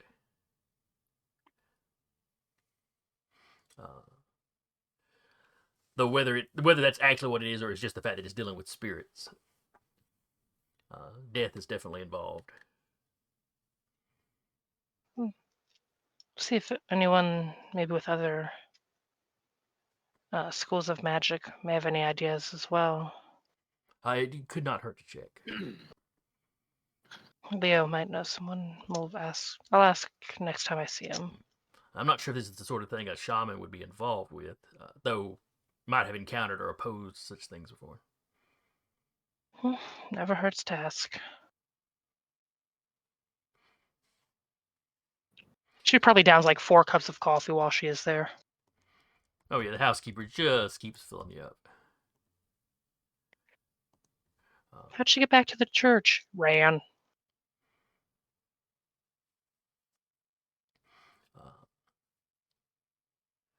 Let's see, is there anything else she wanted to tell you? She, just because they've seen the rats in the hotel and at the church, she will mention to be mindful of large rats. They seem to be being used by this particular one. Oh yes, that whole Children of the Night thing. Apparently one of them talked to Michaels. I didn't hear anything. I don't believe Lilac heard anything, but he was convinced it was speaking to him. Some of them do have, from the stories my father told, some of them do have strange abilities. I'm assuming you mean the vampires and not the rats. Yes. Okay. Some of them can even work various forms of magic. There were people that were charmed. That's an innate ability. Even the freshly created ones can do that. No, I mean some of them are spellcasters. Oh, lovely. Is there any surefire way to counteract the charm that they can use, aside from slapping the person? I'm sure there are probably spells that can do it. That might be something you could check with your friend Leo about. I'm sure there are magical defenses that could be set up. And, try not to look them in the eye. Good advice on dealing with anyone of the night, I suppose. I hate to cut breakfast short, but Oh, no, you're clearly busy. well, have a rain check. And, some food, some food. Yeah. She's like, oh, no, I understand. You really must come back again. We have such fascinating conversations. Yes. On time, we must have some more of them when it's not, us being invaded and hunted by vampires or soul-stealing necromancers. Good. Also, if you happen to see a gentleman the size of a fridge and a woman that looks like she knows too much, they probably have interesting conversation as well. No, I'll keep an eye out for such an odd duo. Oh, well, do be careful. You as well. And she will head back to the church. All right, as you go down the stairs, the door opens, Annie Jen sticks her head out. Oh, and do remember, while they can feed off of us, they cannot make us what they are. Just elves? Or Elves, sprites, they can only turn dryads. humans? Or Or humans. one's not so close to nature as us? Well, one's not as related to the plants as we are. Good to know. Your friend Teak, I have no idea. We'll have to. I'm not going to volunteer him to research it, in the middle of combat, but it's good to know. You just need to like, bite me, do it. I dare you! Come on, right here! Come on, I want you to bite me. Bite me. Vampire's like, now you're just making it weird. Coward. Look, man, I'm just trying to eat. Quit making it weird. It's like your hamburger, trying to hit on you. Feel the power of the awkward situation. But isn't this what you wanted? You wanted to feed, right? Why does she taste like a salad? I'm not vegan. Oh, vegan vampires will love that. Oh, Lord. All right. So Teak, Leo, and Vivian all eventually make it back to the church. Do I need to roll anything to try and find what Leo was talking Give me about? a luck roll. Oh Lord. Teak is amazing at Godspeed. these. Hey! Teak is amazing at these. You find some stuff that you think you could probably rig together into roughly what he's wanting. Do I need to roll like metalwork or something for it? You're there at the garage, so even if it's something you don't necessarily have the skill to do, you could get one of the guys to do just that little bit of welding. Okay.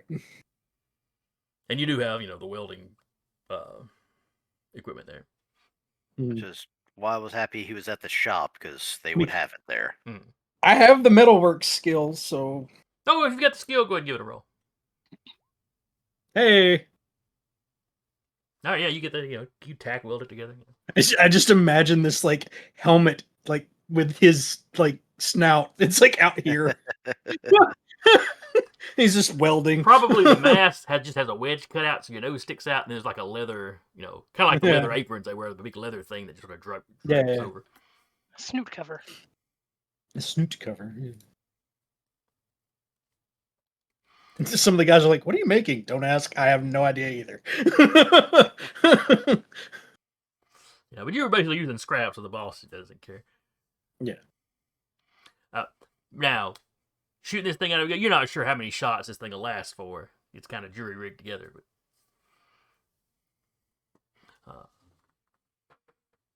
but it should definitely be good for one shot. If a little, ungainly.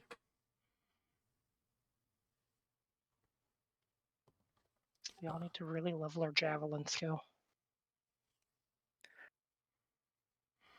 But you know, you get to the church.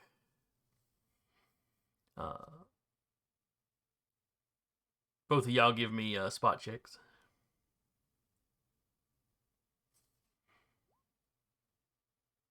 Nope. Wow. No. You get to the church, it seems like, you know. That's everybody going in? Well, you and Teak, Ah. as you arrive. Oh, come on, character sheet. Where'd you go? Nope. Okay, that's fine. Y'all get there. It's church. I don't know how involved either one of you have ever been with churches. Your characters, I mean. Yep. Considering Leo kind of is a practicing equivalent of a clergyman for, his people. Teak, like the only thing, Teak doesn't know much about religion, but he does take off his hat before he walks into the church. He knows be respectful. That's fine. Yeah. As soon as you walk in, there's a priest there. Oh, yes, good. More of Miss Dorothy's friends. Please come this way. He'll follow. Is she well? Yes, she seems to be unharmed. Very upset, of course. Having some of her friends around has helped, and I think getting big. Once Mr. Michael and Miss Vivian had arrived, and Miss Lilac, of course. All right, good. That seemed to calm her down. She was able to get some sleep. Are the rats still out there? No, I didn't see any. Did you see any coming in, or? He starts pointing out where you can kind of see where there's a cluster of them under, like under a parked car. They're not just out in, the middle of the street. But yeah, I see. Yes, the grounds have been surrounded, but we haven't seen any come onto the grounds yet. Perhaps the creature can't control ones on holy ground. Who knows? Oh, our whole campus has been consecrated. Consecrated, yes. I'm going to, while I'm looking out at this, spend a PowerPoint. Okay. That would be this one. Did not. Nope. Come on. It's doing this again. Okay. That's a pass. Okay. That's the detect magic in this instance, or creatures that you would see a spell on it. Fair enough. I figured that's what you were going for. All right. So you whip out your little glasses and put them on. Yes.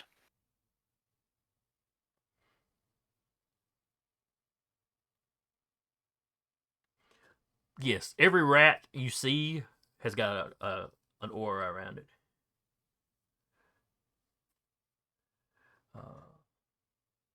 Interesting. And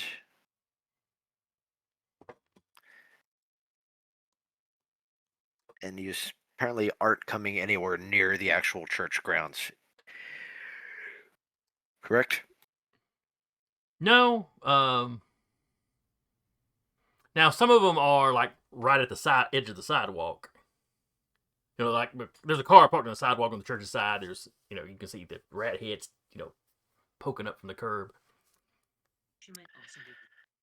I'll actually ask Priest this. Do you have any... Does the basement here go down into the sewers at all? Or connect in any way, besides plumbing? No, I believe it's just the plumbing. We don't have a sewer entrance or anything. Right, good, because I suspect the sewers is where he's hiding during the daytime. Oh, that would be plenty dark. In a white suit.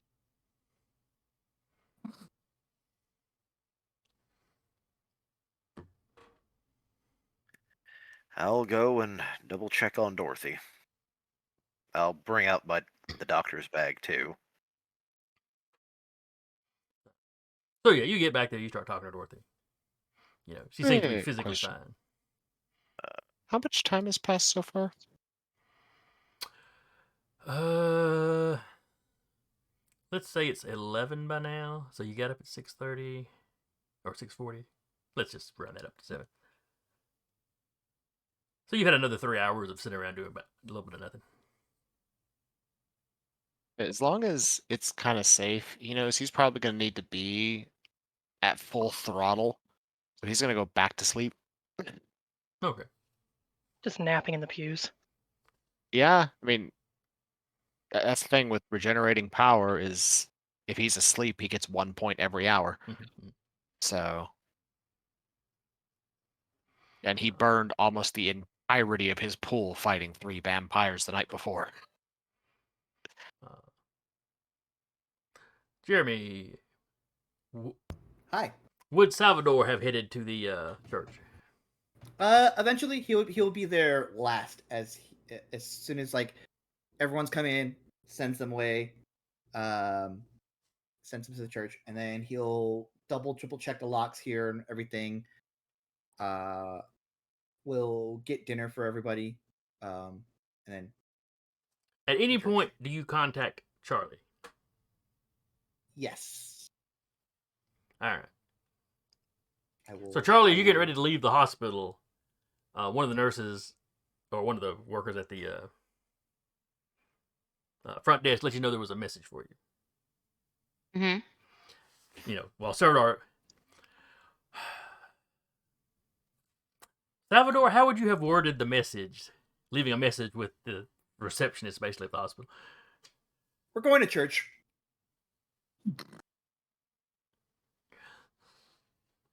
Hoser playing in the background distantly. Hallelujah. No, he'll rattle off the name of the church. I've been back for a minute and a half, so I forgot what the name was. St. George. Yeah, it's named St. George. Yeah. So he'll say, we're gonna meet up at St. George for worship. Sure. Not necessarily hiding, but also don't really know who's been turned.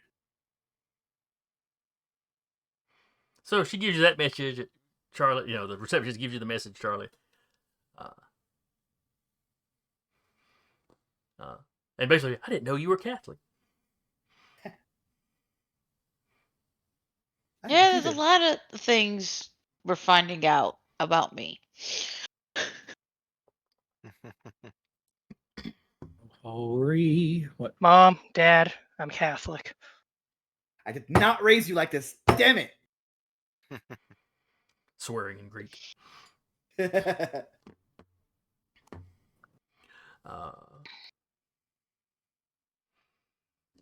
You go and nail this on this church door right now, mister. All right.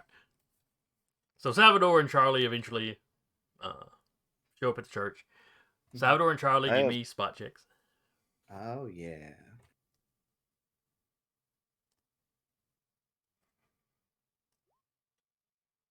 I got a special. There are a ton of rats, and it's weird how they're all like facing the church and just staring at it. Spot. There it is. Boop. I got success. There are a lot of rats. You spot a lot of rats. Charlie, you notice they were staring at the church, but you know, as you arrive, several of them turn and look at you. I did know there was a lot of rats, though. That was Yeah, you know there were a lot of rats. told to me. Yeah. You know, in both cases, the priests welcome you in. They're always looking around. Now, this is up during the day, so there are people coming and going from the church. A lot of the, you presume regular attendees, Recognize practitioners, coming in, for confession or whatever. Mm. They're definitely noticing how many strange folk are wandering around. So let me get this straight. They see elves and kobolds and stuff. They don't recognize the Beorn of Abbey Shores. That's fair. Which really just makes them stare harder. Father, is everything all right? Oh yes. Nothing to be overly concerned about.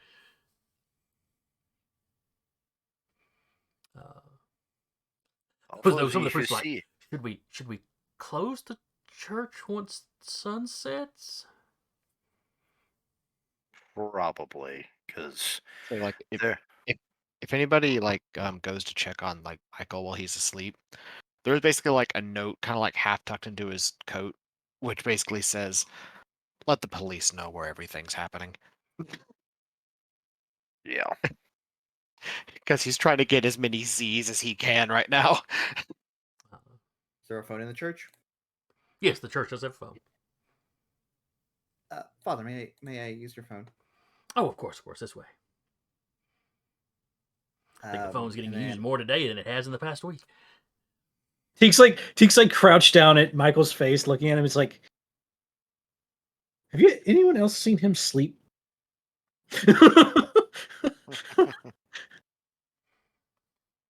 I will call what Salvador would know to be the local jurisdiction police station.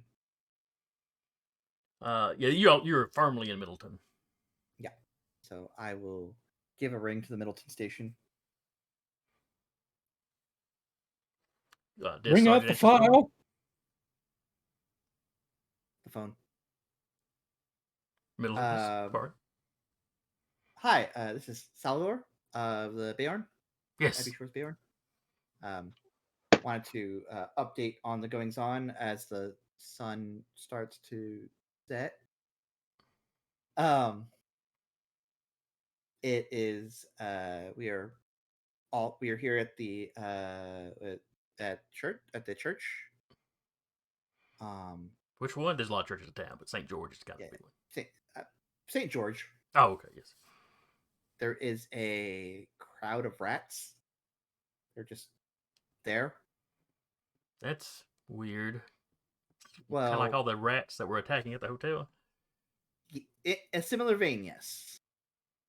And he also looks around and whispers, "Vampire." Can control them. So just bear that in mind as you send people in, or potentially send people this direction. Okay. This also, there are civilians here, so also bear that in mind. Well, we can't show up and arrest rats anyway. Just want to, I wanted to. Wonder if we could give send you- animal control in to try to round them up. I would not be vague here. I am being vague because there's people around us, and I'm not trying to panic I people. think we're back in an office. Oh yeah. The phone would be Yeah. in an office. It'd be in the head priest's office. Yeah. Okay.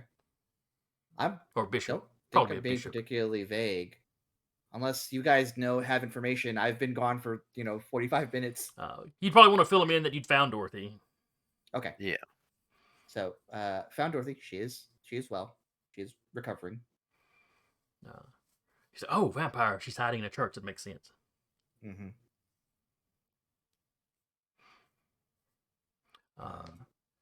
And there were people who claimed that they spotted Mr. Aloysius across the street. Okay.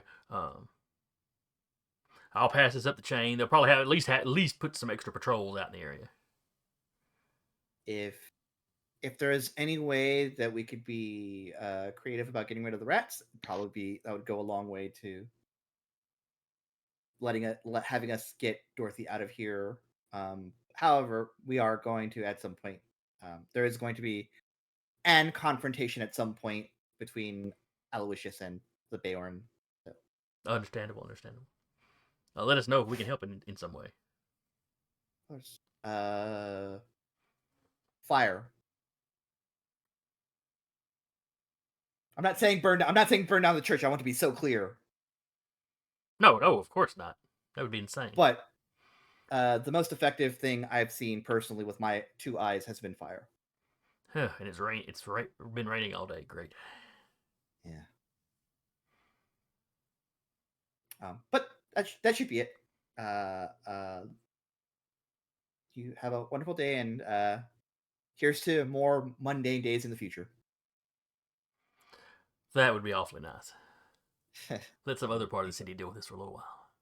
Yes. Hangs up. All right.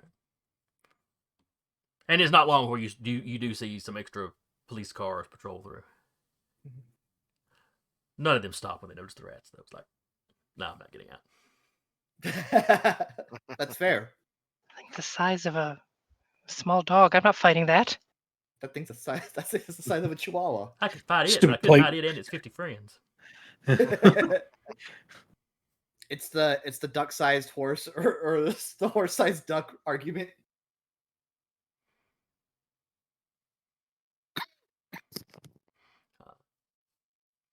So one of the priests is once you get off the phone, he's kind of talking to all of y'all except Michael. What do you have a plan, or First, I'm not trying to be like rushing you or anything. Miss Dorothy is welcome to stay here as long as she needs sanctuary from this creature. we're still working on one, unfortunately. We know how to engage it. But the problem is at this stage, we're in a siege situation. You say it like that. At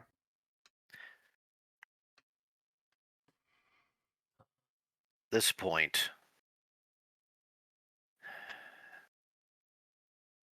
we know it's actually controlling the rats, but it can't come in here.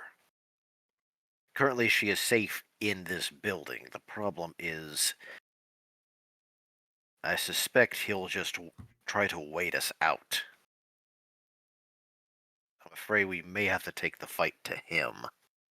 But the problem is finding him. Yes.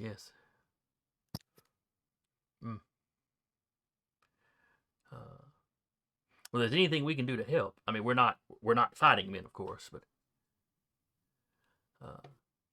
and well, certainly we'll be praying for you. If there's something more material that we can do for you, by all means, feel free to ask. Teek's like, can you bless with holy water? But yes, we have holy water. Teek is going to pull out his guns. Yes, he brought them in the church, but dump the bullets out into his hands and be like, "Can we holy water or bless some of these?" Obviously, for good reason as to why, but that's the reason why I asked the question. I suppose we one could. question. Mhm. Actually, I'll look this up while you're going. through Father, this. what's the protocol on this? They do wind up going to check with the bishop. Teek will put them away, but he'll wait. He'll be like, that's not a bad. That's not. Worst case scenario, we can bottle some of it up and huck it at them. Question. Squirting a cat. Do you have any express loads or hollow points? Because that's what they were called during this time. Which also leads to... I wondered where that term came from. The Dum Dum Arsenal near Calcutta is where a lot of them were made. That's why they were called Dum Dums. Got it. Okay. The reason why is because hollow points have that, hollow opening at the front. Get some wax, get holy water, put it in the little hollow area, and then seal it with wax.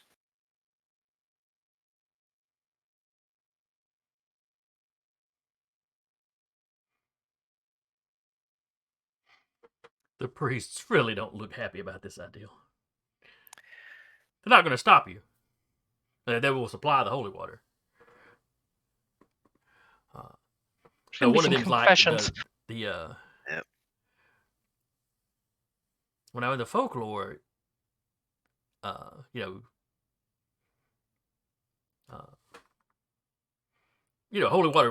water would indeed damage these things or drive them away at least. But it usually is described as splashing them with it. Are you sure a little drop is going to make that big a difference? Father, can you bless the rains down in Abbey Shores? Good night, everybody. Don't be sacrilegious in the church. Did not actually say that. That was all. Well, you know, the church was protecting you, and now that's broken. Nice. Jesus. That was an occult. Natural one. That was an occult roll to try to figure out the way we could use holy water in this situation. Power of Christ compels you. Teak will, of course, like put his bullets back, put his guns away, but All right, so yeah, the whole throwing it at them in glass vials with the vials will break. That would probably work. The priest makes a very good point. The like single drop in a bullet probably wouldn't make much difference. the question does come up of blessing them, but Uh, I don't know if that would do anything different. Blessing the armament or blessing the bullet? Both? in either case, there's nothing, Patrick. There's nothing specific in the vampire lore that you know of. You know, an actual holy weapon, but that's probably more than just, you know, having had the guns prayed over once. And while I'm thinking about it, I explained to Salvador essentially the fired steak concept that me and Teak worked up. Because if anyone would be able to pull that off, it would probably be him. You like to fire a metal rod out of your gun with a stake attached to the top tip of it. I'm not against the idea. You do need a blank, I believe, to actually. Well, yes, but You know, and the range isn't going to be great moving all that extra mass, and you know. Mm-hmm. I'm already getting up close and personal with most vampires as is. I might as well stake them from right there. Yep. I'll put them in my easy range. Well, this is going on. They're discussing armaments. Vivian's gonna go consult the Book of Armaments. to Gilded Branch and see if either of the siblings are there, because backup would be handy.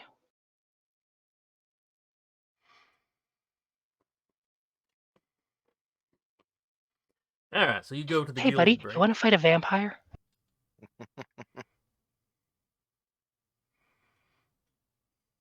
You want to screw with your brother?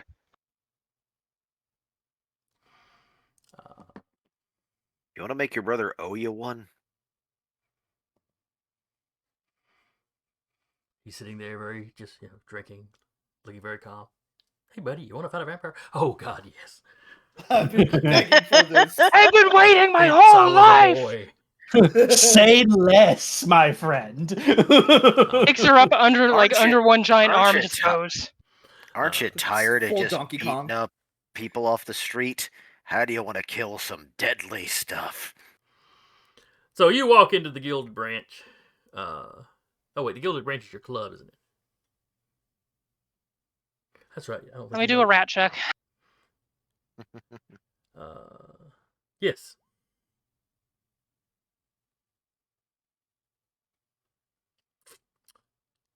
There's one Yeah, sure. in the there's one in the trash. It's not rooting around in the trash. It's sitting in the trash, watching you as you walk up to the front door. Unknowingly, she flips off. Or unknowing that Teak did it earlier, she also flips off the rat. Yes. It does that whole animal confused. Hi, Al. Walks in the door.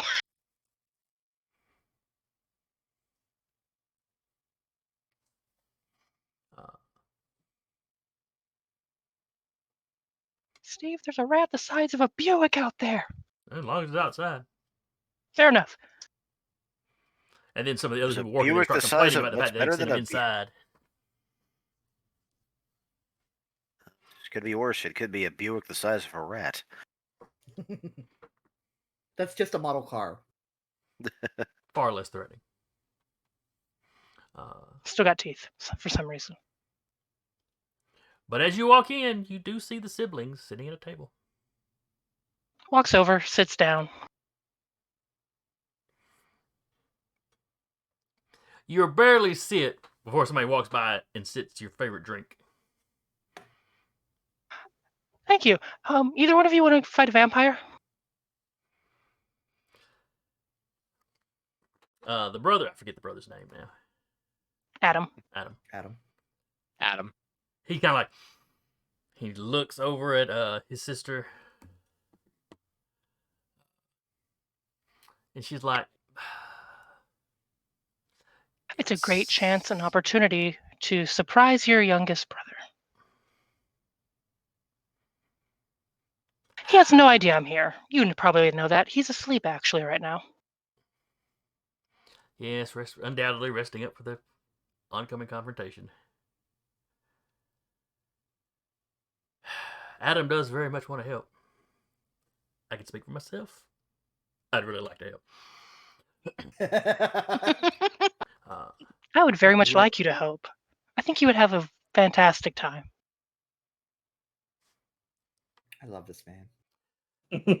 And for nothing else, even if you don't fight the vampire, I feel like you would just enjoy seeing the shock on your brother's face.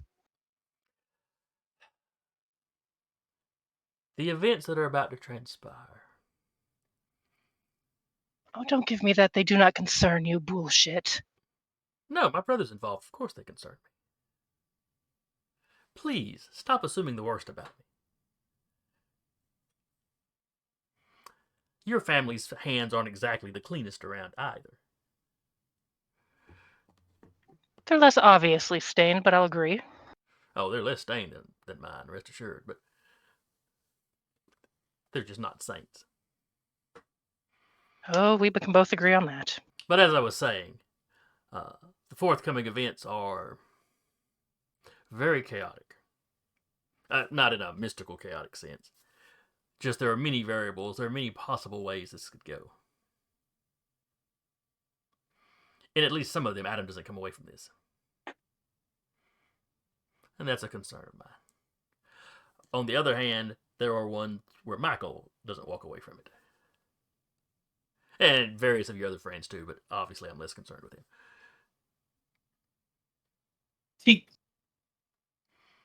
Anyone else feel a cold breeze? Anyone else feel like someone walking on their grave?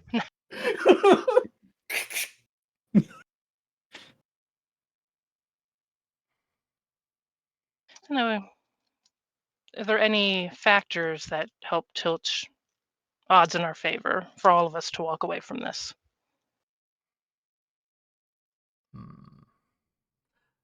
I would keep the police away.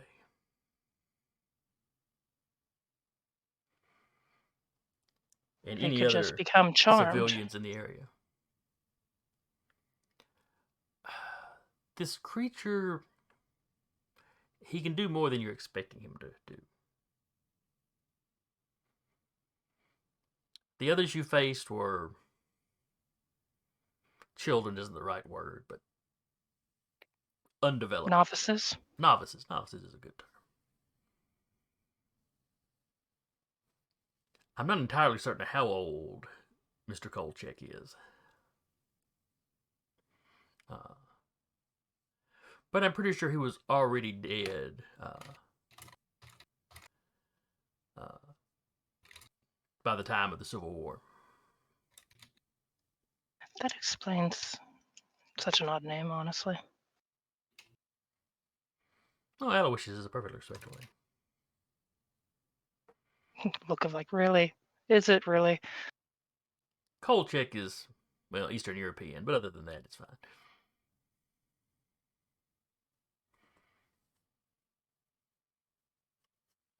If you won't help, could you at least keep an eye on Dorothy and Lilac? Dorothy in particular. Lilac, I don't think is much concern to him. Oh, unlikely. Not much to feed on. Well, not much to drink anyway. According to one of the local rune readers, I guess, vampires have less effect against strange folk like myself and her and folks more closely tied to nature.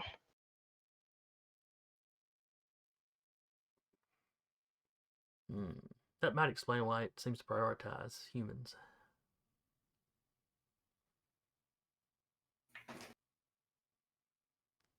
Of course, he's also from Georgia, so perhaps he just doesn't like you.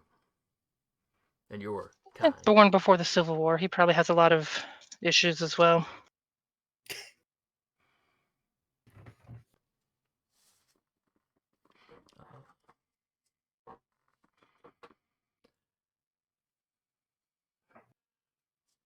Let's see. Anything you'd like me to pass on to your brother when I head back? Oh, just tell him I told him to be careful. In a threatening way or a polite way, just so I can be In clear a on you're tone. about to fight a vampire, be careful sort of way. Clear enough. Mm. And as extending an olive branch, the events of your life have left you seriously untrusting. you've probably seen them. I'm sure you understand why. I see the future. Doesn't mean I see everything. It certainly doesn't mean I look at everybody. Oh, I appreciate the decorum. I mean, good lord, if I looked at on every abused wife. That gets a head snap. Stands up. And Oh. she's basically doing the whole Kermit sipping his tea. That tracks. She's like, well, pleasant speaking to you. Offers to shake both their hands. Maybe we'll talk again in less vampire-infested times. Yeah, they'll both shake your hand. Well, Adam probably tries to do the whole kiss the back of it thing. She'll allow, but she will shoot a look like, I'm only doing this because punching you is probably ill-advised. It might be. Or that might be his thing, and she's not even considering that. Or the sister might be amused because it is the whole sibling thing. And she goes back with this information and passes it around. Okay. I tried to get backup, but nah. They did say maybe don't keep the cops around. Which makes sense. Yeah. Because those are something that people that he could possibly control. Yeah. People we would trust and allow in. Yep. And also more likely to be charmed or affected, maybe.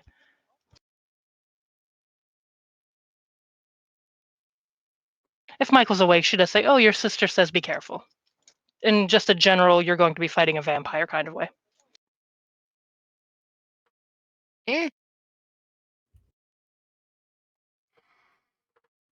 Sure if he would be awake by now, actually. Basically, what I'm trying to get to is he's going to sleep until his power is full. It's on a battery charger. Everyone checks the percentage every couple hours. Oh shit! Someone unplugged him. Ah! Slap him. Damn magnetic charging things are crap. I'll let you get I'll let you get a full 8 hours worth of sleep.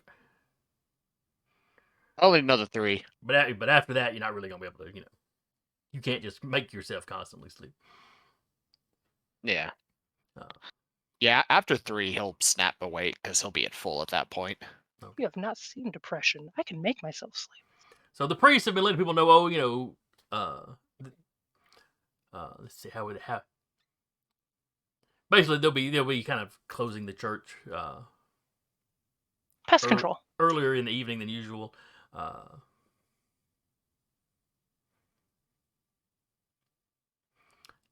Yeah, if one of y'all pops up, pest control. Well, there have been a lot of rats outside, and we do have some people that are going to be looking into that for us. There's a lot of dancing around and not, trying not to say anything actually untrue, but also, not wanting to cause panic. So please, let anybody else know. Luckily, it's a Thursday, so Thursdays weren't going to be a real busy night anyway.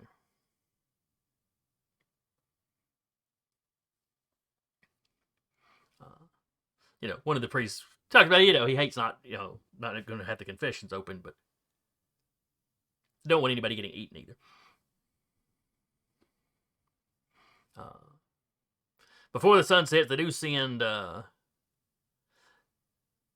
anybody that, serve that doesn't live on the premises, they send them home.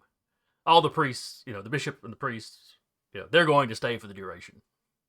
I mean, they live on the property anyway, but. Okay, the bishop on this side at large of a town, is this an actual cathedral? Yeah, it would probably be this. Yeah, Abbey Shores would be big enough. Okay, because so if you're wondering, that's the key difference between a cathedral and just a regular church. A bishop would be actually that's where the bishop sort of resides. Gotcha. Because give you an idea, there's the Bishop of Alabama, and he's located down in Montgomery. So. But that means a bishop might be. How many bishops would one state have? Everyone has a state. Yeah. You're probably right there. I bet you Texas has more than some places. You're darn tootin'.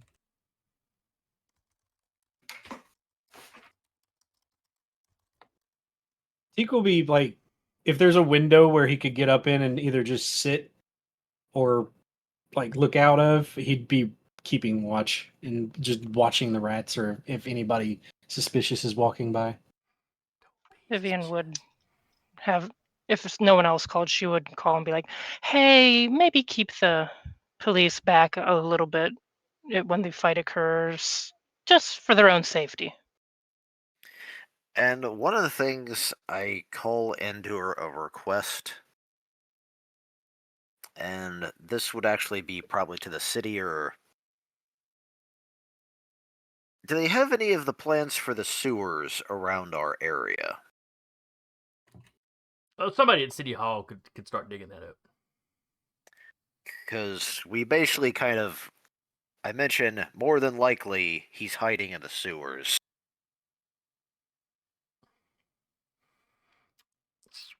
The police tell you they'll get in contact with somebody at City Hall and have them trying to pull those plans up. Thank you.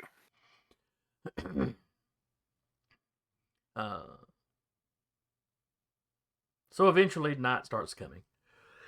The number of rats outside seems to be increasing.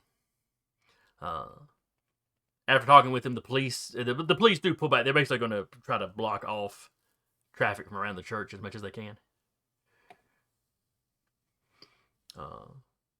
Keep civilians out. Let's see, Teak, you were on watch. Give me a spot. Probably going to be a success. Wow, that's not a crit or a special. Okay. Well, your spot was only a 31, so you got to roll pretty low for. Yeah, I know.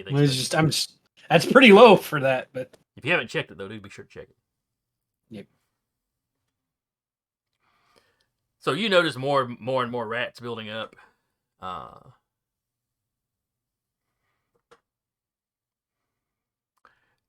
You notice as it starts to get dark, you notice some movement in the alleyways,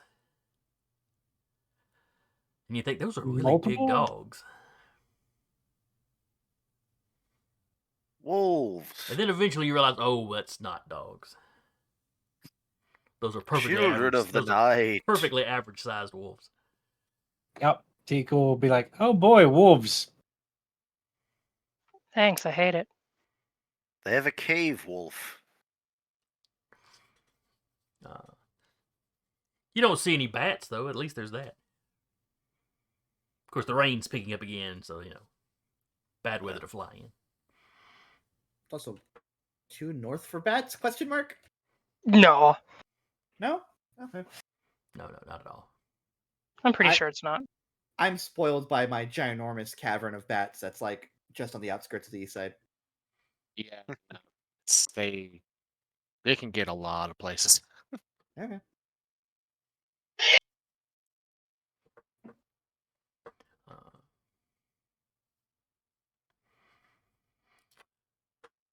So as dark settles on, completely the street lights have come on.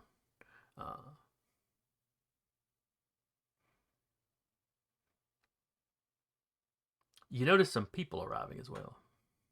Ooh. Interesting.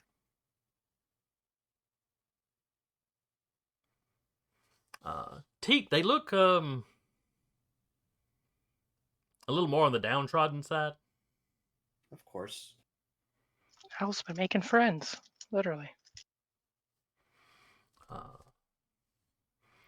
Like a lot of these folks were probably local homeless, just based on how they just based on how they're dressed. Not all of them, but Oh boy, yay, lovely innocence, probably. Any people that I recognize because of might have come into my. well, you're a little ways north, Okay. and all of these are human. And while Middleton's generally, pretty upper middle. Well, you get some neighborhoods that are just flat out upper class. You still have homeless around.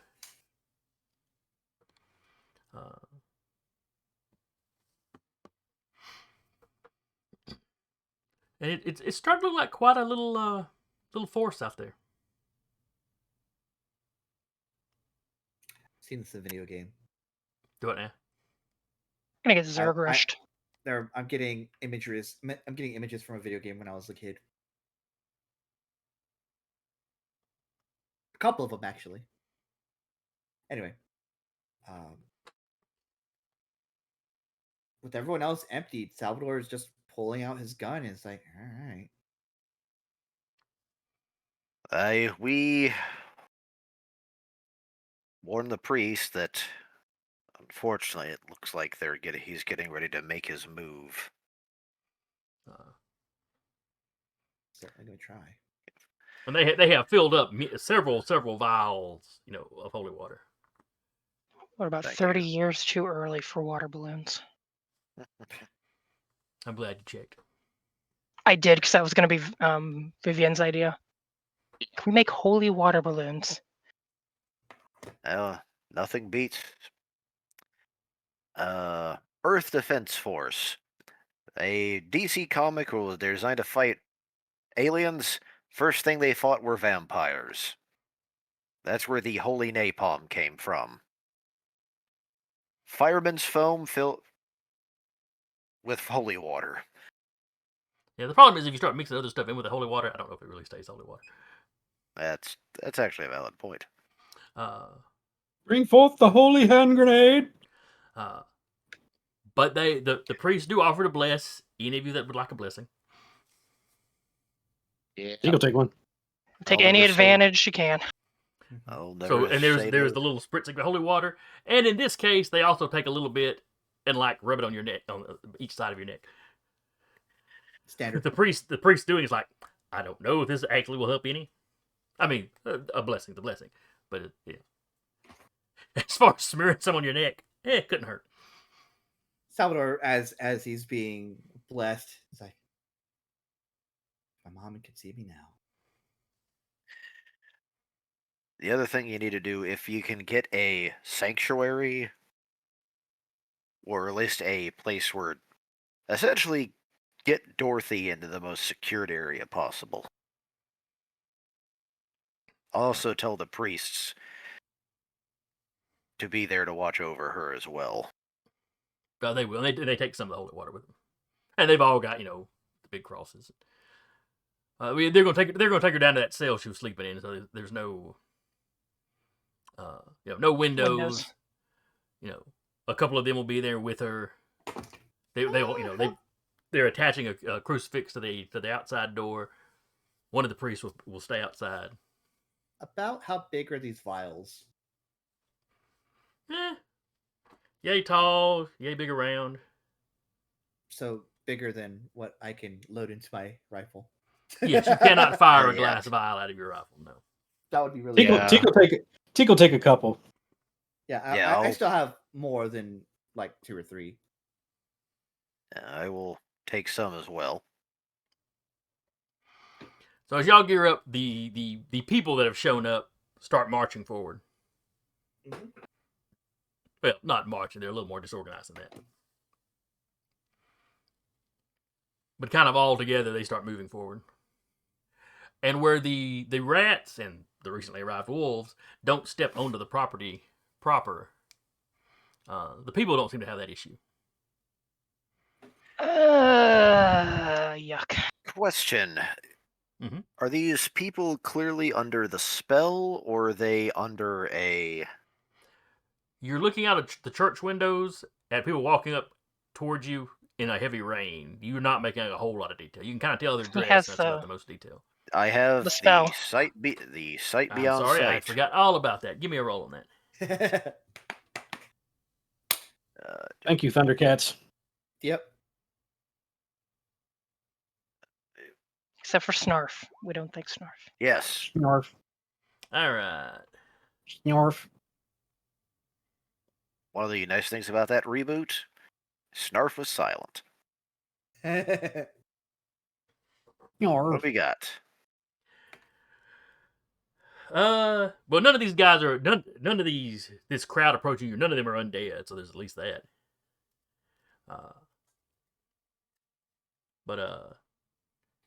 Yeah, if you've looked at anybody charmed before, these guys look the same. They're definitely I'll influenced let- by something, but not the sort of complete dominance and control that like the animals are under. It's a different effect. I will let the crew know all of these people are charmed. They're course they are. victims. Because Yeah, that's what Aloysius we're is a at, bud. fucking coward. So I hope y'all enjoyed it. I admit for the fighting to start a little quicker, but stuff happens. We're all like, guys, we gotta prepare. Yep. So hope anybody that comes by later, hope you enjoy and checks it out. Hope you enjoy it. Hope you'll join us again in 2 weeks. probably 2 weeks. I think we're gonna have a lot of people missing next week. Yeah. We'll figure out for sure, but quite possibly it'll be 2 weeks this time. Yeah, I I will. I'll be on mission, so Yeah. I won't be here next week. My mother's coming to visit, so that's an iffy for me next week. Carl will be on vacation. Okay, that's 3 out. Yeah, definitely not having it happening next week. Yep. All right. We got vacations, we got family visits, we got a guy going to be on a mission from God. Not Yep. killing vampires, but Hey, we Adjacent. don't know what he's doing up in Alaska. Listen, that's 30 fair. The days last of you know, nights. 30 I'll days be of up- night, days and all that nights. jazz. Yep. I'll be up in Alaska, so I mean, Though it's summer, so I don't think you have the 30 days of night right now. No, but he is not near a volcano ish. So it is Perfect active for fighting and it's doing the vampires. rumblies. So And Alaska's got a lot of volcanoes. But anyway, again, I was your storyteller for the evening, Jason. And with me has been Jeremy playing Salvador, Eric playing Michael, Sarah playing Vivian, Carr playing Teak, Rappy playing Charlie, and Patrick playing Leo. It's been wonderful. And we will see y'all next time.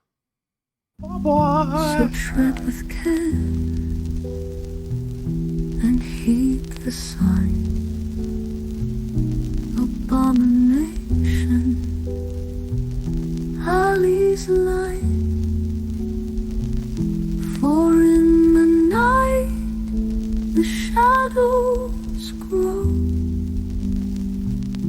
and take with them your troubles.